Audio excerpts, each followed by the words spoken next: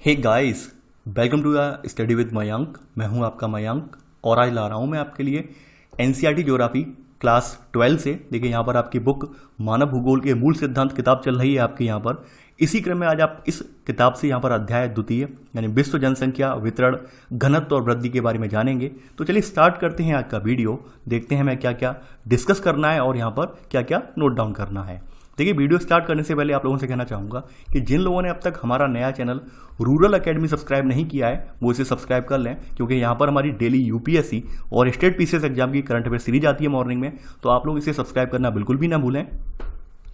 देखिए बात कर लेते हैं हम इस अध्याय की, यानी विश्व जनसंख्या वितरण घनत्व और वृद्धि। देखिए यहाँ पर हम जो जनसंख्या है, पॉपुलेशन है, तो पॉपुलेशन का हम विश्व के संदर्भ में अध्ययन करेंगे, यानी हम भारत के संदर्भ में अध्ययन नहीं करेंगे। भारत के संदर्भ में हमारी यहाँ पर अगली पुस्तक जो है उसमें करेंगे भारत के संदर्भ में अध्ययन।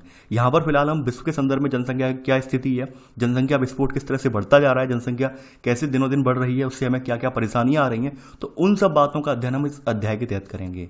तो जैसा कि आप सभी जनसंख्या से अवगत हैं, जनसंख्या की परेशानियों से भी अवगत हैं, तो यहाँ पर इस चैप्टर की जो स्टार्टिंग हुई है वो एक लाइन है यहाँ पर राल्फ वाल्डो इमर्सन, जो कि अमेरिकी क्रांति या फिर अमेरिका के एक दार्शनिक रहे हैं, दार्शनिक लेखक, और ये एक महान नेता के रूप में रहे हैं राल्फ वाल्डो इमर्सन। इनका एक कथन है यहाँ पर कि स्वर्ण से नहीं, स्वर्ण का मतलब होता है सोना, सोना से नहीं बल्कि केवल स्त्रियों और पुरुषों से एक राष्ट्र मजबूत और महान बनता है। यानी कि इनका कहना यह है कि भाई सोने से कोई देश मजबूत नहीं बनता है, यानी कि कोई देश में कितना भी अपार सोना हो, अपार धन दौलत हो, उससे वो मजबूत नहीं बनेगा, वो मजबूत बनेगा बाकी स्त्री और पुरुषों से। यहाँ पर लिखा है इसमें, सत्य और सम्मान की खातिर जो डटे रहते हैं और कष्ट झेलते हैं, जो परिश्रम करते हैं, जब अन्य निद्रामग्न होते हैं, यानी कि जब जो बाद बाकी जो लोग हैं वो सो रहे होते हैं और उस समय जो साहस दिखाते हैं तब अन्य भाग खड़े होते हैं। यानी कि इनका कहने का मतलब ये है कि एक और ऐसे लोग हैं जो दिन रात देश की प्रगति के बारे में सोच रहे हैं, देश की प्रगति के लिए लगे हुए हैं, दिन रात कार्य कर रहे हैं, और एक ऐसे लोग हैं जो सो रहे हैं, वहीं यानी कि सब साहस दिखाने का टाइम आ गया वो भाग खड़े होते हैं। तो उनसे बेटर ये लोग जो दिन रात कार्यरत हैं, अपने देश के बारे में सोच रहे हैं, तो ये यही लोग जो हैं एक राष्ट्र के स्तंभों की एक गहरी नींव डालते हैं। यानी कहने का मतलब ये है कि यही लोग जो हैं एक आधुनिक राष्ट्र की जो है आधारशिला रखते हैं, और उसे कहाँ से, यानी कि जमीन से लेकर आकाश तक लेके जाते हैं, यानी आकाश तक उसे ऊंचा उठाते हैं। तो ये इनका कथन है। देखिए ये जो कथन वगैरह जो है ये क्यों कहे जाते हैं और ये क्यों लिखे होते हैं, इनका एक महत्व है। महत्व ये है कि जब आप मेंस आंसर राइटिंग करते हैं तो वहां पर आप ऐसे कौन से राइटर में या कौन से दार्शनिक ने कथन कहा है, वो कथन अगर आप ऐड कर देते हैं अपने आंसर में, तो यकीन मानिए जो एग्जामिनर है, एग्जामिनर का नाम, जैसे यहाँ पर ये लाइन है यानी नाम लिखा हुआ है राल्फ वाल्डो इमर्सन, तो उसका जो ध्यान है वो नाम पढ़ के ही समझ जाएगा कि हाँ वहाँ भाई जो स्टूडेंट है, स्टूडेंट ने अच्छे से यहाँ पर पढ़ाई की है, यानी एस्पिरेंट ने एक अच्छी खासी यहाँ पे मेहनत की है, उसने अपने सब्जेक्ट के अलावा भी कुछ बाहर से ज्ञान अर्जित किया है, तो आपको वहाँ पर अच्छे खासे नंबर मिल जाएंगे, यानी आप नंबर गेन कर सकते हैं इनके जरिए। तो इसलिए ये सारी जो चीज़ें दे रखी होती हैं विभिन्न अखबारों में या फिर विभिन्न किताबों में, तो उन्हें आप पढ़ा कीजिए क्या कहने का मतलब है, क्या है। अब चलिए चैप्टर पे आते हैं। देखिए चैप्टर में वही बात है कि विश्व जनसंख्या के संदर्भ में है, तो आप ये लोग बात तो जानते होंगे कि किसी भी देश के जो निवासी होते हैं वो वास्तव में उसका धन होते हैं। यकीन मानिए एक बड़ी विशाल जनसंख्या जो है, इसे अगर हम मानव संसाधन में तब्दील कर दें तो हमारे लिए ये अपार संभावनाओं का देश बन जाएगा, यानी हमारे देश में अपार संभावनाएं होंगी, हमारे यहाँ अपॉर्चुनिटी होंगी। और यकीन मानिए हमारे यहाँ विशाल जनसंख्या होने के बावजूद हम उसे मानव संसाधन में जो है तब्दील नहीं कर पाए, मानव संसाधन में उसे परिवर्तित नहीं कर पाए, तो यकीन मानिए हमारे देश की जनसंख्या है वो हम ही पर बोझ बनकर रह जाएगी। आप मानव संसाधन के बारे में कि कैसे मानव संसाधन बनते हैं, कैसे हम मानव को उन्नत बनाते हैं, इसके बारे में मैंने आपको अर्थशास्त्र में बताया भी था कि जब कोई देश अपने नागरिकों के लिए स्वास्थ्य, शिक्षा सेवाएं, इन सब पर विशेष ध्यान देता है या इन सब पर खर्च करता है और अपने देश के नागरिकों को उच्च प्रौद्योगिकी ज्ञान से अर्जित करवाता है, तो ऐसे में क्या होता है, मानव संसाधन का निर्माण होता है जो कि एक देश को बहुत आगे तक लेके जाता है। इसका एग्जाम्पल आपके सामने मैंने दिया भी था, जापान। यानी जापान एक ऐसा देश है जो इसी प्रकार का देश है। जापान में कोई प्राकृतिक या खनिज संसाधन मौजूद नहीं थे, उन्होंने बस यही किया कि अपने यहाँ पर मौजूद जो भी जनता है उसे उच्च तकनीकी ज्ञान दिया, और परिमाण यानी आज जो परिणाम आप देख रहे हैं, परिणाम आप सभी के सामने है। तो यहाँ पर वही बात कही गई है कि भाई किसी देश के जो निवासी ही हैं वो उसके वास्तविक धन होते हैं, यही लोग वास्तविक संसाधन हैं जो देश के अन्य संसाधनों का उपयोग करते हैं और उसकी नीतियां निर्धारित करते हैं। यानी कि यही लोग मेन होते हैं।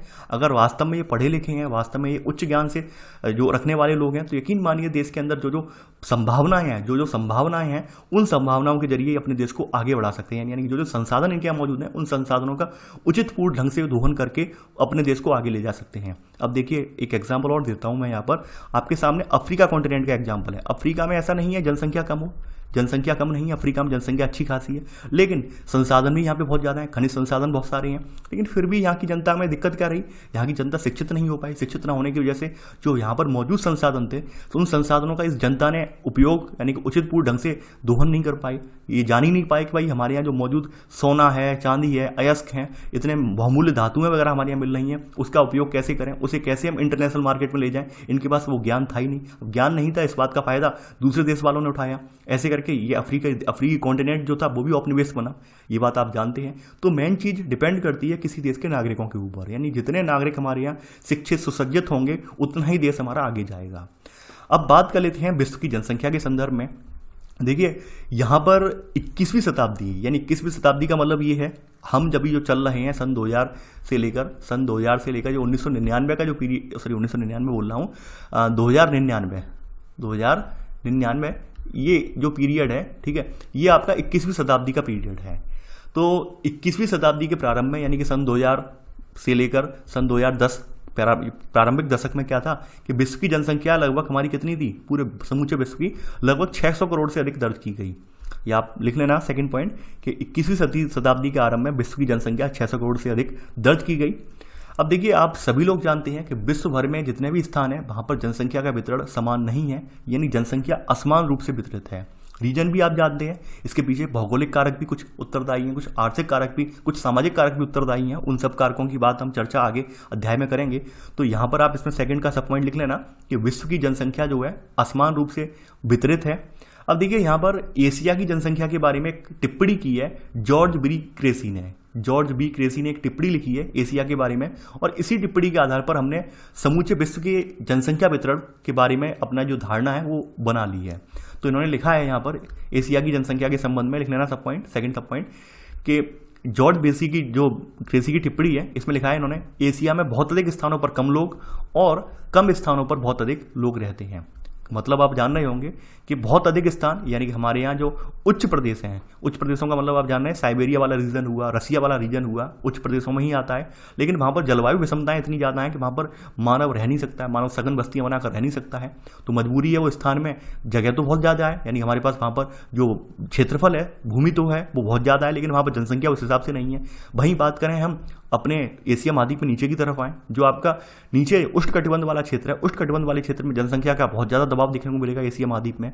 तो आपके सामने वही वाला कथन यहाँ पे कहा गया है कि एशिया की जनसंख्या के संबंध में कि एशिया में बहुत अधिक स्थानों पर कम लोग हैं और कम स्थानों पर बहुत अधिक लोग रहते हैं। तो आप सेकंड का सेकंड सब पॉइंट करके से लिख लेना।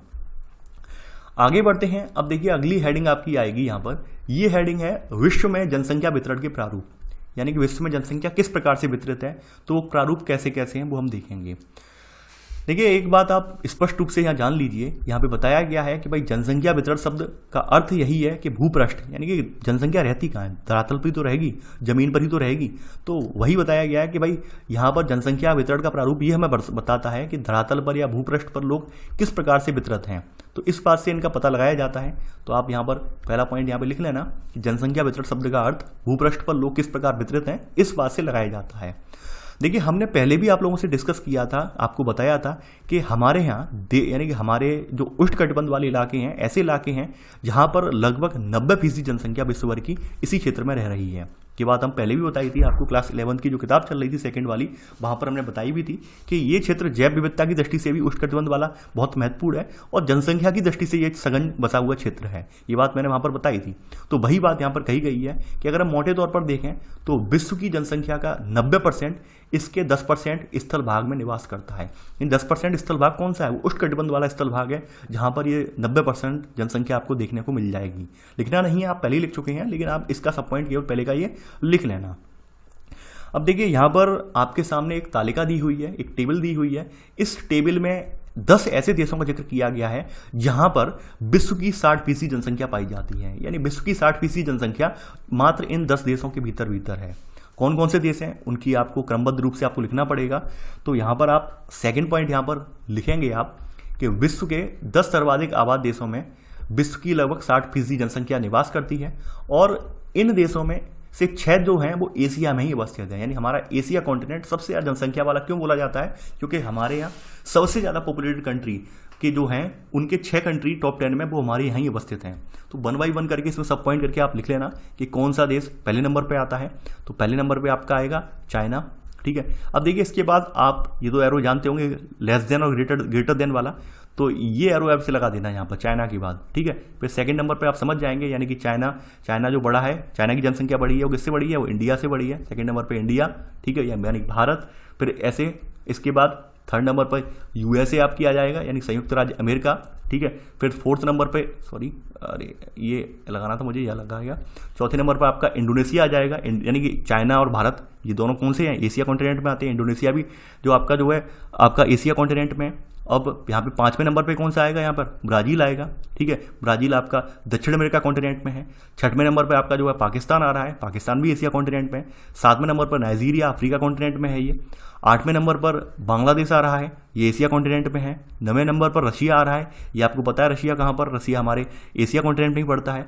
10वें नंबर पर मैक्सिको, यानी कि ये आपका जो आपका नॉर्थ अमेरिका कॉन्टिनेंट है वहाँ पे पड़ रहा है ये। तो यहाँ पर आप देख पा रहे हैं कि 6 देश जो हैं, 6 देश हमारे एशिया कॉन्टिनेंट में ही हैं। यानी कि हमारी महाद्वीप की दृष्टि से देखें तो महाद्वीपों में सबसे ज़्यादा घना बसा हुआ महाद्वीप जो है वो एशिया महाद्वीप है, ठीक है। तो आपने यहाँ पर टॉप 10 कंट्री भी लिख ली है। अब देखिए एक बात मैं आपको यहाँ से फिर से रिपीट कर रहा हूँ, ये टॉप 10 कंट्री अक्सर एग्जाम में पूछे जाते हैं, और हर एग्जाम में इनका क्रम दे दिया जाएगा कि लगाइए इनका क्रम बताइए कि भाई कौन से देश में जनसंख्या ज़्यादा है, कौन से में कम है। तो आपको ये क्रम याद रखना है, ये मैं आपको पहले बता दे रहा हूँ, आपको ये क्रम याद रखना है, क्रम आपको भूलना नहीं है ये। तो आपने टॉप 10 कंट्री देख ली जिसमें सबसे ज़्यादा जनसंख्या पाई जाती है। आगे बात करते हैं यहाँ पर, अगली जो हेडिंग है जनसंख्या का घनत्व, इसे कैसे निकालते हैं, यानी जो डेंसिटी है पॉपुलेशन की उसे हम कैसे निकालेंगे, जनसंख्या का घनत्व हम कैसे ज्ञात करेंगे। देखिए यहाँ पर जो प्रति वर्ग किलोमीटर, यानी कि हम कह सकते हैं, आप वर्ग का मतलब तो जानते होंगे, जिसकी लंबाई और चौड़ाई दोनों ही समान होती हैं उसे हम वर्ग कहते हैं, ये बात आप जानते हैं। तो यहाँ पर मैंने एक लाइन बोली थी कि प्रति वर्ग किलोमीटर में, यानी कि 1 किलोमीटर, यानी कि 1 किलोमीटर इस तरह से 1 किलोमीटर वाला क्षेत्र ये, ठीक है, लंबाई में, और 1 किलोमीटर चौड़ाई में, तो ऐसे करके क्या बन जाएगा, ये वर्ग बन जाएगा। यानी इस इतने क्षेत्र में, इस क्षेत्र के भीतर जो जनसंख्या रह रही होगी वो प्रति वर्ग किलोमीटर वाली में रहने वाली जनसंख्या बोली जाएगी। तो यहाँ पर बताया गया है कि भाई प्रति वर्ग किलोमीटर क्षेत्र में निवास करने वाले लोगों की संख्या की औसत को क्या कहते हैं हम, औसत को यहाँ पर हम जनसंख्या घनत्व कहते हैं। तो यहाँ पर आप यही लिख लेना जैसा मैं बोल रहा हूँ। देखिए यहाँ पर थोड़ा लंबा लिखा है, यहाँ पर परिभाषा में थोड़ा शॉर्ट कर दे रहा हूँ, आप लिख लेना कि प्रति वर्ग किलोमीटर क्षेत्रफल में, यानी प्रति वर्ग किलोमीटर क्षेत्र में निवास करने वाले लोगों की संख्या के औसत को जनसंख्या घनत्व कहते हैं। अब जनसंख्या घनत्व का फॉर्मूला दिया हुआ है, जनसंख्या का घनत्व इक्वल टू जनसंख्या अपॉन क्षेत्रफल, यानी पॉपुलेशन नीचे क्षेत्रफल, ठीक है, कितने क्षेत्रफल में जनसंख्या निवास कर रही है। तो आपका ये जनसंख्या घनत्व निकल कर आ जाएगा, आपको पता चल जाएगा कि कितना क्षेत्रफल है और उसमें कितनी जनसंख्या निवास कर रही है। तो इससे पता चल जाएगा कि पर वर्ग किलोमीटर में, प्रत्येक वर्ग किलोमीटर में आपकी कितनी जनसंख्या निवास कर रही है, ये आपका निकल आएगा अनुमान, ठीक है। अब देखिए यहाँ पर एक टेबल दी हुई है, ये टेबल बनानी नहीं है, लेकिन इसमें से कुछ इंपॉर्टेंट फैक्ट जो हैं वो आपको नोट डाउन करने हैं। जैसे मैं बता दे रहा हूँ कौन कौन से इंपॉर्टेंट फैक्ट हैं यहाँ पर, उन्हें आपको नोट डाउन करना है। यानी कि विभिन्न क्षेत्रों में जनसंख्या घनत्व, ये क्षेत्र दिए हुए हैं, जनसंख्या मत लिखना, ठीक है, जनसंख्या इंपॉर्टेंट नहीं है। फिलहाल ये आंकड़े जो हैं सन 2018 के हैं, 2018 के आंकड़े हैं ये। यहाँ पर आपको भू क्षेत्रफल भी मत लिखने की कोई जरूरत नहीं है, केवल और केवल आप क्षेत्र घनत्व और विश्व में इनका कितना भाग है, बस यही जरूरत है आपको लिखने की। यानी कि कितना, ये कौन कौन से क्षेत्रों में जनसंख्या फैली हुई है, ठीक है, इसमें घनत्व कितना है, यानी कि प्रति वर्ग किलोमीटर में कितने व्यक्ति फैले हुए हैं वो बताया गया है। तो एशिया से स्टार्ट करते हैं। एशिया में प्रति वर्ग किलोमीटर में 146, यानी 1 वर्ग किलोमीटर वाले क्षेत्रफल में, ऐसे वाले क्षेत्रफल में कितने लोग निवास कर रहे हैं, 146 निवास कर रहे हैं। यानी प्रत्येक वर्ग किलोमीटर वाले जो एक ब्लॉक में यहाँ पर 146 लोग निवास कर रहे हैं। अगर हम एशिया की टोटल जनसंख्या घनत्व की बात करें तो विश्व में इसका कितना परसेंट है, 59.5%, यानी एशिया का सबसे ज़्यादा है, ये लिख लेना। अगले नंबर पर आता है आपका अफ्रीका। अफ्रीका में 1 वर्ग किलोमीटर में कितना है, 43 व्यक्ति हैं, और ये कितना है विश्व में भाग, 16.9%। यूरोप में आपका आता है 33, और विश्व में किसका कितना है, 9.7%। लैटिन अमेरिका और कैरेबियन समूह, लैटिन अमेरिका में आपका दक्षिण अमेरिका जो आपका जो है महाद्वीप वो आ गया, कैरेबियन द्वीप समूह आपका जो आ गया, यानी मध्य अमेरिका के बगल में जो द्वीप समूह है वो कैरेबियन वाला वो भी आ गया। तो यहाँ पर कितनी है 32 है जनसंख्या घनत्व, और यहाँ पे विश्व में भाग इसका कितना है 8.5% है। वहीं उत्तरी अमेरिका की बात करें, उत्तरी अमेरिका में आपका कितना है, उत्तरी अमेरिका में आपकी जो है 1 वर्ग किलोमीटर में, ठीक है, कितना 20 व्यक्ति निवास कर रहे हैं, और यहाँ पर विश्व में इसका भाग कितना है 4.8%। ओशिनिया, देखिए ओशिनिया में यहाँ पर मेनली 3 देश आ जाते हैं। 3 देश कौन कौन से हैं उनका जिक्र कर दे रहा हूँ, ऑस्ट्रेलिया, न्यूजीलैंड, ठीक है, यहाँ पर आपका न्यूजीलैंड आ जाता है, सॉरी न्यूजीलैंड आ जाता है, ठीक है। इसके अलावा यहाँ पे फिजी और आ जाता है, यहाँ पे एक देश है फिजी करके। तो 3 देश यहाँ पर आ जाते हैं जिन्हें हम सम्मिलित रूप से ओशिनिया बोलते हैं। ऑस्ट्रेलिया, न्यूजीलैंड और फिजी, 3 देशों को सम्मिलित रूप से ओशिनिया बोलते हैं। तो यहाँ पर कितना है, यहाँ पर 1 वर्ग किलोमीटर में मात्र 5 व्यक्ति निवास कर रहे हैं, और विश्व के प्रतिशत में इसका भाग कितना है 0.5% है।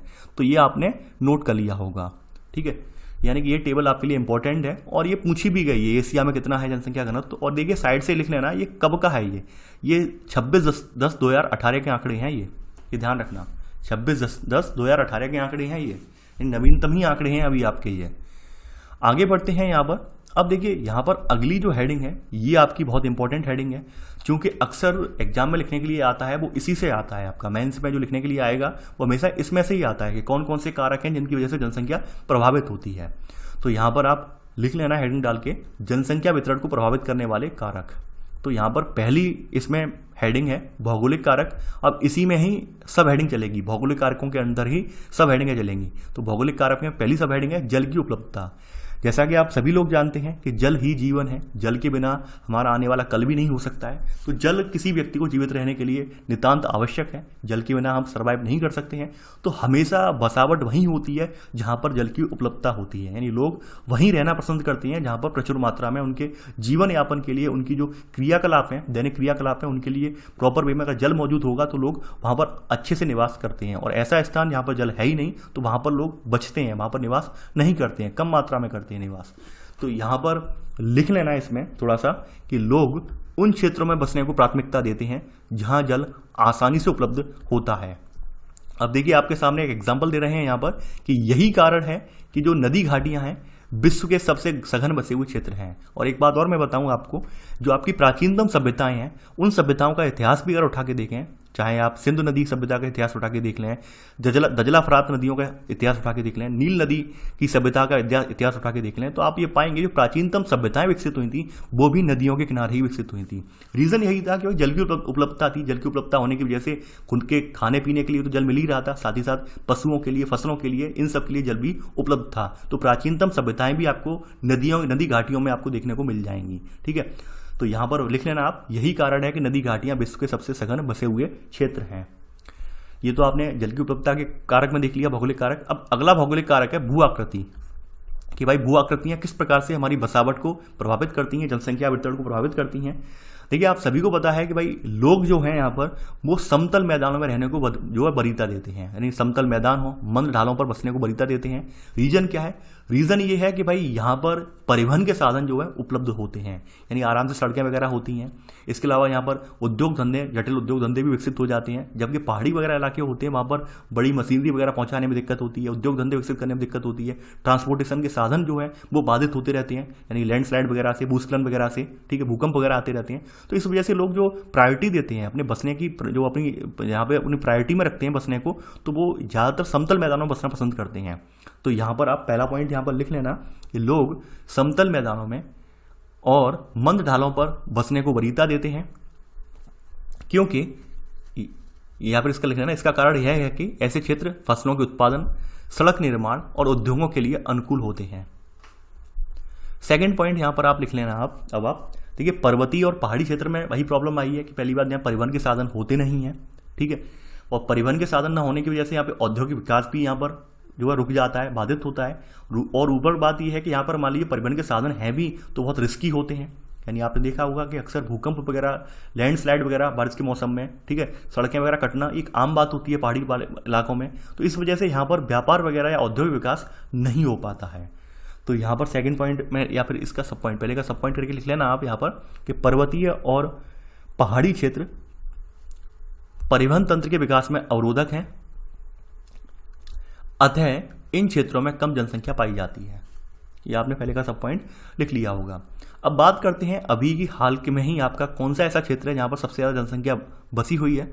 तो अभी आपका जो गंगा का मैदान वाला इलाका है, वहाँ पर विश्व के सर्वाधिक सघन जनसंख्या वाले क्षेत्रों में से एक है ये वाला इलाका, यानी हमारा गंगा का मैदान जो है यहाँ पर सबसे ज़्यादा जनसंख्या यहाँ पे पाई जाती है। जबकि हमारा जो हिमालयन रीजन है, हिमालयन रीजन के पर्वतीय भाग हैं, तो यहाँ पर विरल जनसंख्या वाले क्षेत्र हैं। विरल का मतलब जानते हैं कि भाई बहुत दूर जनसंख्या है, पास पास नहीं है, यानी सघन नहीं है, पास पास नहीं है, विरल नहीं, ठीक है, दूर दूर जनसंख्या है। तो यहाँ पर सेकंड पॉइंट में आपने लिख लिया होगा ये वाला। आगे बढ़ते हैं।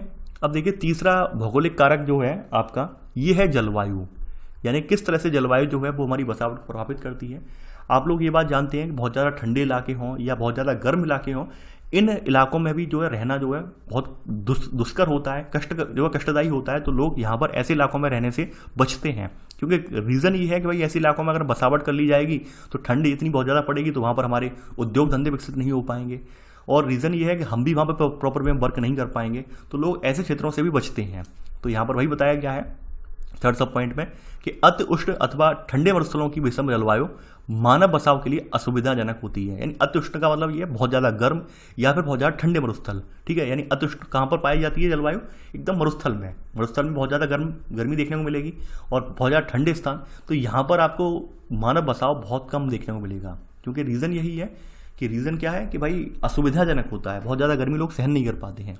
वहीं जो हमारे लोग हैं वो सुविधाजनक जलवायु वाले क्षेत्र, जिनमें अधिक मौसमी जनसंख्या पाई जाती है, यानी कि जिनमें अधिक जो है यहाँ पर क्या पाई जाती है, जिनमें अधिक जनसंख्या पाई जाती है, सुविधाजनक जो इलाके हैं जहाँ पर जलवायु सम रहती है, जलवायु जो है मानव के अनुकूल है, ऐसी जलवायु यहाँ पर मानव आराम से रह सकता है, उसे सहन कर सकता है, तो वहाँ पर जनसंख्या पाई जाती है, अच्छी खासी पाई जाती है।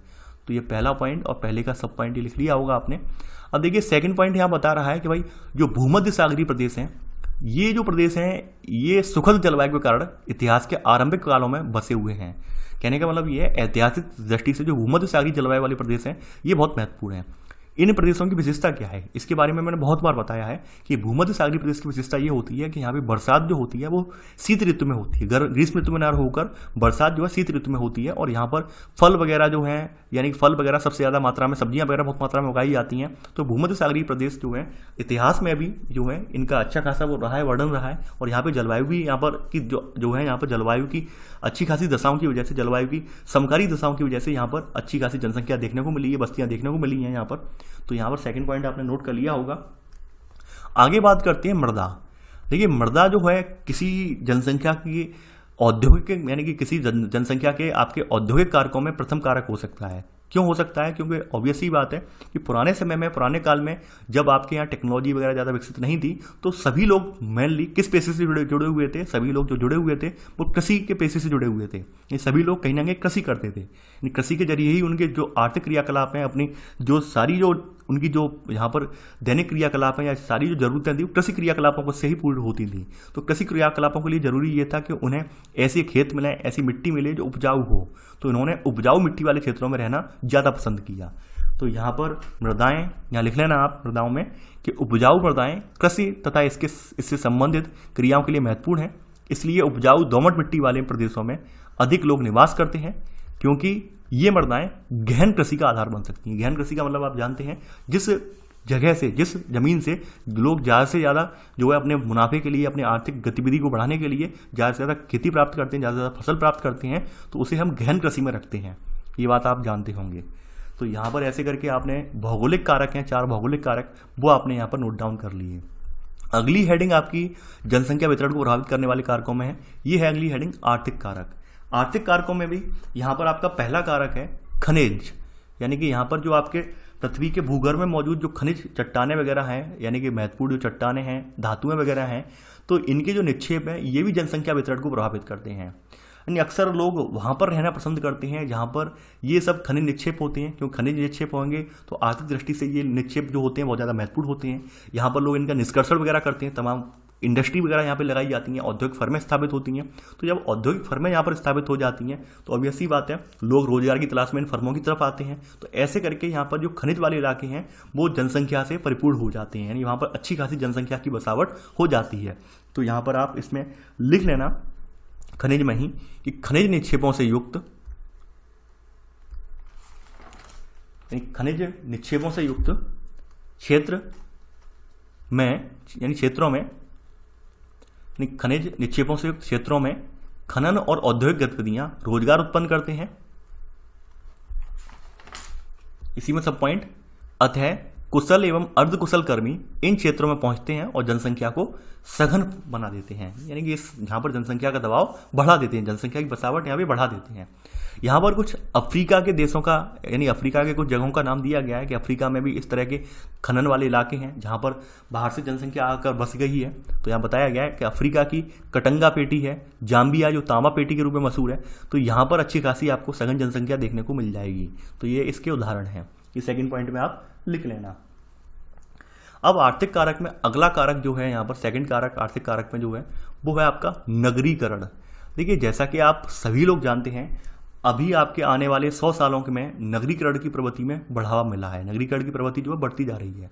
कहीं ना कहीं हर व्यक्ति के मन में ये लालसा है कि हम अपने बच्चों को, हम खुद शहर में अच्छे नगर में नहीं जा पाए, लेकिन हम अपने बच्चों को अच्छे नगर में जरूर शिफ्ट करेंगे। रीज़न क्या है? क्योंकि नगरों में जो है बेहतर सेवाएं हैं, बेहतर स्वास्थ्य सेवाएं हैं, बेहतर शैक्षणिक सेवाएं हैं, बेहतर रोजगार के अवसर हैं। वहीं ग्रामीण इलाके जो हैं इन सब बातों में पिछड़े हुए हैं। तो कहीं ना कहीं जो हमारा मानव है वो शहरों की ओर ज़्यादा उन्मुख हो रहा है। उन्मुख होने का रीज़न ही यही है क्योंकि उसे अवसर जो है वो शहरों में ज़्यादा दिख रहे हैं, नगरीकरण में अवसर ज़्यादा दिख रहे हैं। तो हमारी जो ग्रामीण जनसंख्या है इन सब की तलाश में शहरों की तरफ ज़्यादा उन्मुख हो रही है। तो इस वजह से आप देख रहे होंगे लगातार नगरीकरण जो है हमारा बढ़ता चला जा रहा है। आपको मैंने बताया भी था कि विश्व के संदर्भ में अगर हम देखें तो सबसे ज़्यादा नगरीकरण वाला जो देश है वो आपका जापान है। जापान की जो अधिकतर जनसंख्या है, 75% जनसंख्या जो है वो कहाँ पर रह रही है? वो नगरों में ही निवास करती है, यानी शहरों में निवास करती है, ग्रामीण परिवेश नहीं है वहाँ पर। मैंने आपको बताया भी था, आपने लिखा भी था जब हम विश्व भूगोल पढ़ रहे थे, तो विश्व भूगोल वाली किताब में मैंने आपको नोट डाउन भी करवाया था। तो केवल मैं यहाँ पे रिमाइंड करवा रहा हूँ, आपको लिखना नहीं है। तो यहाँ पर आप इसमें लिख लेना कुछ चुनिंदा पॉइंट। अच्छी नागरिक सुविधाएं तथा नगरीय जीवन के आकर्षण लोगों को नगरों की ओर खींचते हैं। इससे क्या होता है? ग्रामीण क्षेत्रों से नगरीय क्षेत्रों में प्रवास होता है और नगर आकार में बढ़ जाते हैं। प्रवास का मतलब क्या है कि अपना गृह स्थान, अपना घर छोड़कर किसी दूसरी जगह पर आप अपने रोजगार की तलाश वगैरह में जाकर बस जाते हैं, उसे हम प्रवास कहते हैं। प्रवास की परिभाषा भी हम आगे देखेंगे, तो यहाँ पर केवल आप लिख लीजिए। आपने नगरीकरण के बारे में लिख लिया होगा। अब बात करते हैं, दूसरी बात करते हैं औद्योगिकरण। देखिए, औद्योगिकरण का साफ साफ मतलब आप जानते हैं कि भाई रोजगार के अवसर उपलब्ध होंगे। आप लोग सभी लोग जानते हैं कि वर्तमान जो समाज है, अब पहले जैसा समाज नहीं रहा।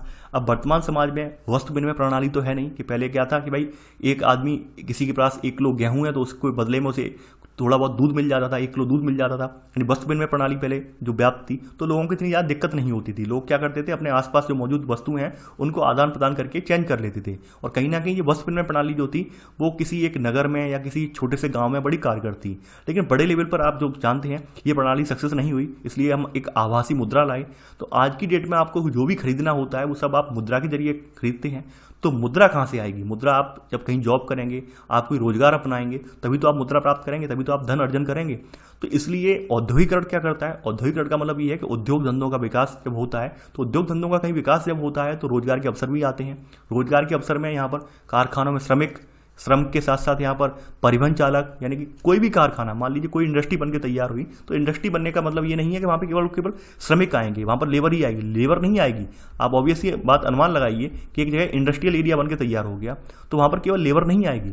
लेबर को ले जाने के लिए कुछ जो है आपको परिवहन कर्मी भी चाहिए होंगे, यानी बस के कंडक्टर, ड्राइवर वगैरह भी चाहिए होंगे। इसके अलावा इतनी बड़ी संख्या में इंडस्ट्रियल एरिया में जब लेबर यहाँ पर यानी कि श्रमिक कार्य करने आ रहे हैं तो वो आसपास कहीं रहेगी भी। अब जब आसपास कहीं रहेगी तो दुकानों से सामान भी खरीदेगी, यानी कि वहाँ पर दुकानें भी स्थापित हो जाएंगी। फिर अब जब लेन देन होगा, अब चूंकि कोई बड़ी इंडस्ट्री होगी तो यहाँ पे लेन देन हैंड टू हैंड पैसे देके नहीं करेगी, वो बैंक के थ्रू करेगी पेमेंट। तो यहाँ पे बैंक वगैरह भी आ जाएंगी। अब बैंक वगैरह आ गए, अब इतनी बड़ी जनसंख्या वहाँ पर किसी जगह है तो बीमार भी पड़ेगी, तो हॉस्पिटल भी बनेंगे वहाँ पर। तो यानी कि ये सब चीज़ें एक कहीं ना कहीं एक किसी औद्योगिक क्षेत्र के विकास से सारी चीज़ें जुड़ी हुई हैं, सारी चीज़ें कोरिलेट हैं। यानी हम ये बिल्कुल नहीं कह सकते हैं कि केवल एक ही प्रकार के लोग वहाँ जाकर बसेंगे, नहीं। औद्योगिकरण होगा तो वहाँ पर विभिन्न प्रकार की सेवाएं उपलब्ध करवाने लोग वहाँ पर पहुँच जाएंगे, अपने आप वहाँ पर उपलब्ध होते चले जाएंगे।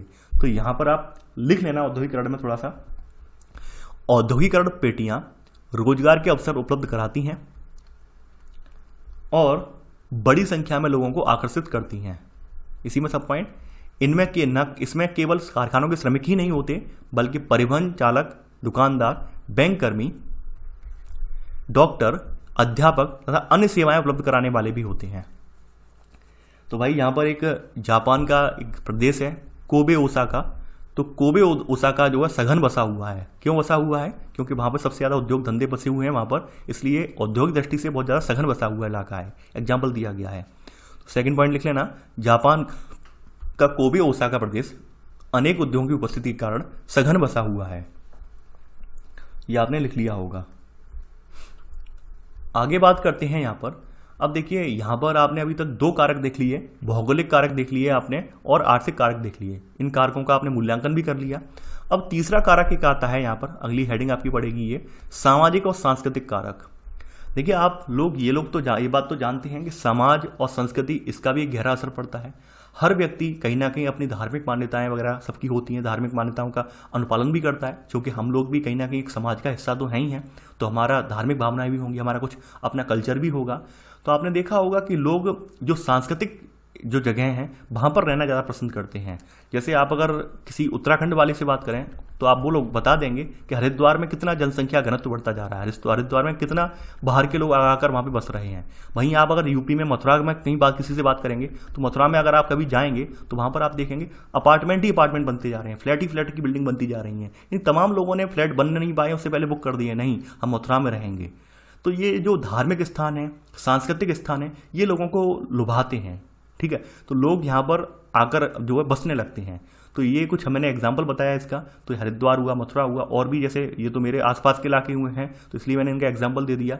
आपके आसपास के इलाके हों तो आप देख सकते हैं कि लोग वहाँ पर बसने के लिए लालायत रहते हैं कि भाई ये धार्मिक पैलेस है। खास करके हरिद्वार में तो सबसे ज़्यादा लोग पहुँचते हैं, यानी हरिद्वार में तो लगभग पूरे देश के ही लोग यहाँ पे पहुँचते हैं। हरिद्वार ऐसा ही मथुरा स्थान है, मथुरा में लगभग पूरे देश के लोग पहुँचते हैं।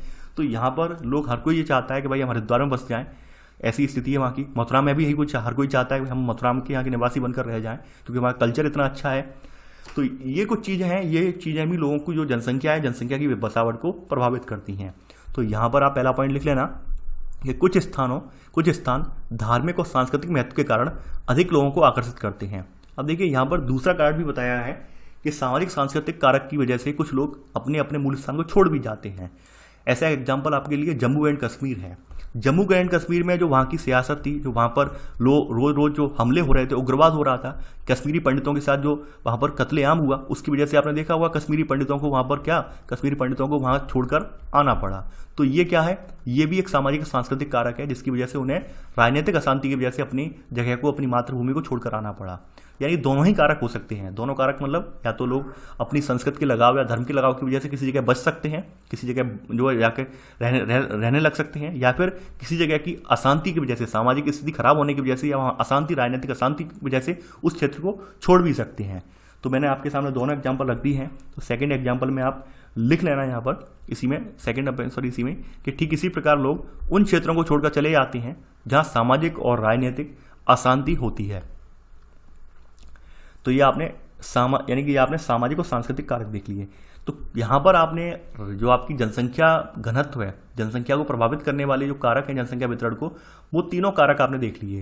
यानी आपने भौगोलिक कारक, यहाँ पर आर्थिक कारक और सामाजिक और सांस्कृतिक कारक, तीनों कारक आपने देख लिए। यानी अब आराम से अगर आप निबंध लेखन करना चाहें तो बड़े आराम से आप निबंध लेखन कर पाएंगे, लेकिन कर तभी पाएंगे जब आप प्रॉपर वे में नोट्स बनाएंगे। मैं सभी से यही कहता हूँ, आप प्रॉपर वे में नोट्स बना लीजिए। नोट्स ऐसे बन रहे हैं कि आपको एग्जाम टाइम पर कोई किताब, कोई किसी कोचिंग का नोट उठाने की जरूरत नहीं है। इसी से आपका पूरा यूपीएससी कवर हो जाएगा, ये मेरी गारंटी है। आप लिख लीजिए, और आप अगर यकीन ना हो तो यूपीएससी के प्रश्न पत्र उठा के लिख लीजिए, खुद आपको पता चल जाएगा। अब देखिए अगली हेडिंग आपकी डालते हैं जनसंख्या वृद्धि। जनसंख्या वृद्धि कैसे हो रही है और जनसंख्या वृद्धि को हम कैसे परिभाषित करेंगे। देखिए जनसंख्या वृद्धि या फिर इसे हम जनसंख्या परिवर्तन के रूप में भी देखते हैं। अब देखिए हो सकता है भाई जनसंख्या में हर बार वृद्धि ही ना हो, कुछ बार कमी भी हो सकती है, तो इसलिए हम जनसंख्या वृद्धि या ऑब्लिक जनसंख्या परिवर्तन डाल लेते हैं हेडिंग। तो इसका अभिप्राय क्या है? इसका अभिप्राय यहां पर है, इसका अभिप्राय किसी क्षेत्र में समय की किसी निश्चित अवधि के दौरान बसे हुए लोगों की संख्या में परिवर्तन से है। यानी जनसंख्या वृद्धि या जनसंख्या परिवर्तन से अभिप्राय क्या है कि किसी क्षेत्र में समय की किसी निश्चित अवधि के दौरान जो लोग बसे हुए हैं उनकी संख्या में परिवर्तन आ जाता है। यानी परिवर्तन का मतलब ये या तो संख्या बढ़ जाए या फिर संख्या उनकी घट जाए। तो ऐसी स्थिति में क्या बोलेंगे हम? इसे जनसंख्या परिवर्तन बोलेंगे। तो यहाँ पर आप पहला पॉइंट ये लिख लेना। अब देखिए बताया गया है कि भाई अगर मान लेते हैं जनसंख्या बढ़ जाती है तो ये परिवर्तन कैसा होगा, धनात्मक भी हो सकता है, और घट जाती है तो कैसा होगा, ऋणात्मक होगा। आगे बढ़ते हैं यहाँ पर। अब देखिए जो ये परिवर्तन है इसे निरपेक्ष संख्या अथवा प्रतिशत के रूप में अभिव्यक्त किया जा सकता है। निरपेक्ष का मतलब आप जान रहे हैं, एब्सोल्यूट, यानी कि निरपेक्ष का मतलब यहाँ पर ये है कि हम किसी के साथ भेदभाव नहीं कर रहे हैं, पक्ष विपक्ष नहीं कर रहे हैं, हम बिल्कुल एक्यूरेट डिसीजन ले रहे हैं यहाँ पर, कि ऐसा नहीं है कि हम किसी के साथ भेदभाव के चलते हम जनसंख्या के आंकड़े गलत बता रहे हो, नहीं, हम एक बिल्कुल स्पष्ट संख्या, एब्सोल्यूट संख्या बता रहे हैं और इसे यहाँ पर स्पष्ट रूप से रख रहे हैं। ठीक है, तो ये बताया गया इसे निरपेक्ष संख्या अथवा प्रतिशत के रूप में अभिव्यक्त किया जा सकता है कि भाई कितना परिवर्तन हुआ। समझ गए आप? तो यहां पर आपने ये लिख लिया होगा। आगे बढ़ते हैं। अब देखिए जनसंख्या परिवर्तन होता क्यों है, जनसंख्या परिवर्तन के और क्या क्या यहां पर आयाम हैं, जनसंख्या परिवर्तन हमारे समाज में किस प्रकार से परिवर्तन लाता है। देखिए जनसंख्या परिवर्तन के बारे में लिखा हुआ है इसमें कि जनसंख्या परिवर्तन किसी क्षेत्र की आर्थिक प्रगति, सामाजिक उत्थान, ऐतिहासिक और सांस्कृतिक पृष्ठभूमि का महत्वपूर्ण सूचक होता है। यानी कि जो अभी आपने चीजें अभी आपने देखी जनसंख्या वितरण को प्रभावित करने वाले कारक, तो वही कारकों का जिक्र यहाँ पर भी किया गया है कि ये जो चीजें होती हैं कहीं ना कहीं इनसे हमें ये आभास होता है या तो ये क्षेत्र आर्थिक दृष्टि से मजबूत होगा, जैसे आपने दिल्ली देखा, राष्ट्रीय राजधानी क्षेत्र देखा, यानी कि ये जनसंख्या की दृष्टि से बहुत ज़्यादा सघन क्षेत्र तो है ही है, लेकिन औद्योगिकरण की दृष्टि से, आर्थिक विकास की दृष्टि से भी ये जो है बहुत ज़्यादा जो है डेवलप्ड जो है एरिया है। तो लोग वहाँ पर लगभग पूरे देश से लोग जो है यहाँ पर आकर बसे हुए हैं, रोजगार की तलाश में, कुछ बेहतर शिक्षा की तलाश में, ये आपने देखा भी होगा दिल्ली में, कुछ कोचिंग की तलाश में, कोचिंग वगैरह करने आते हैं, यूपीएससी वगैरह की कोचिंग, एस्टेट पीसीएस वगैरह की कोचिंग करने आते हैं। तो इस वजह से दिल्ली जो है सबसे ज़्यादा सघन बसा हुआ है, ये भी आप जानते हैं।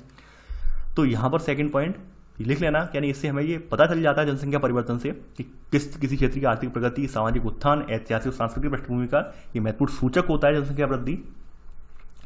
ये आपने लिख लिया होगा।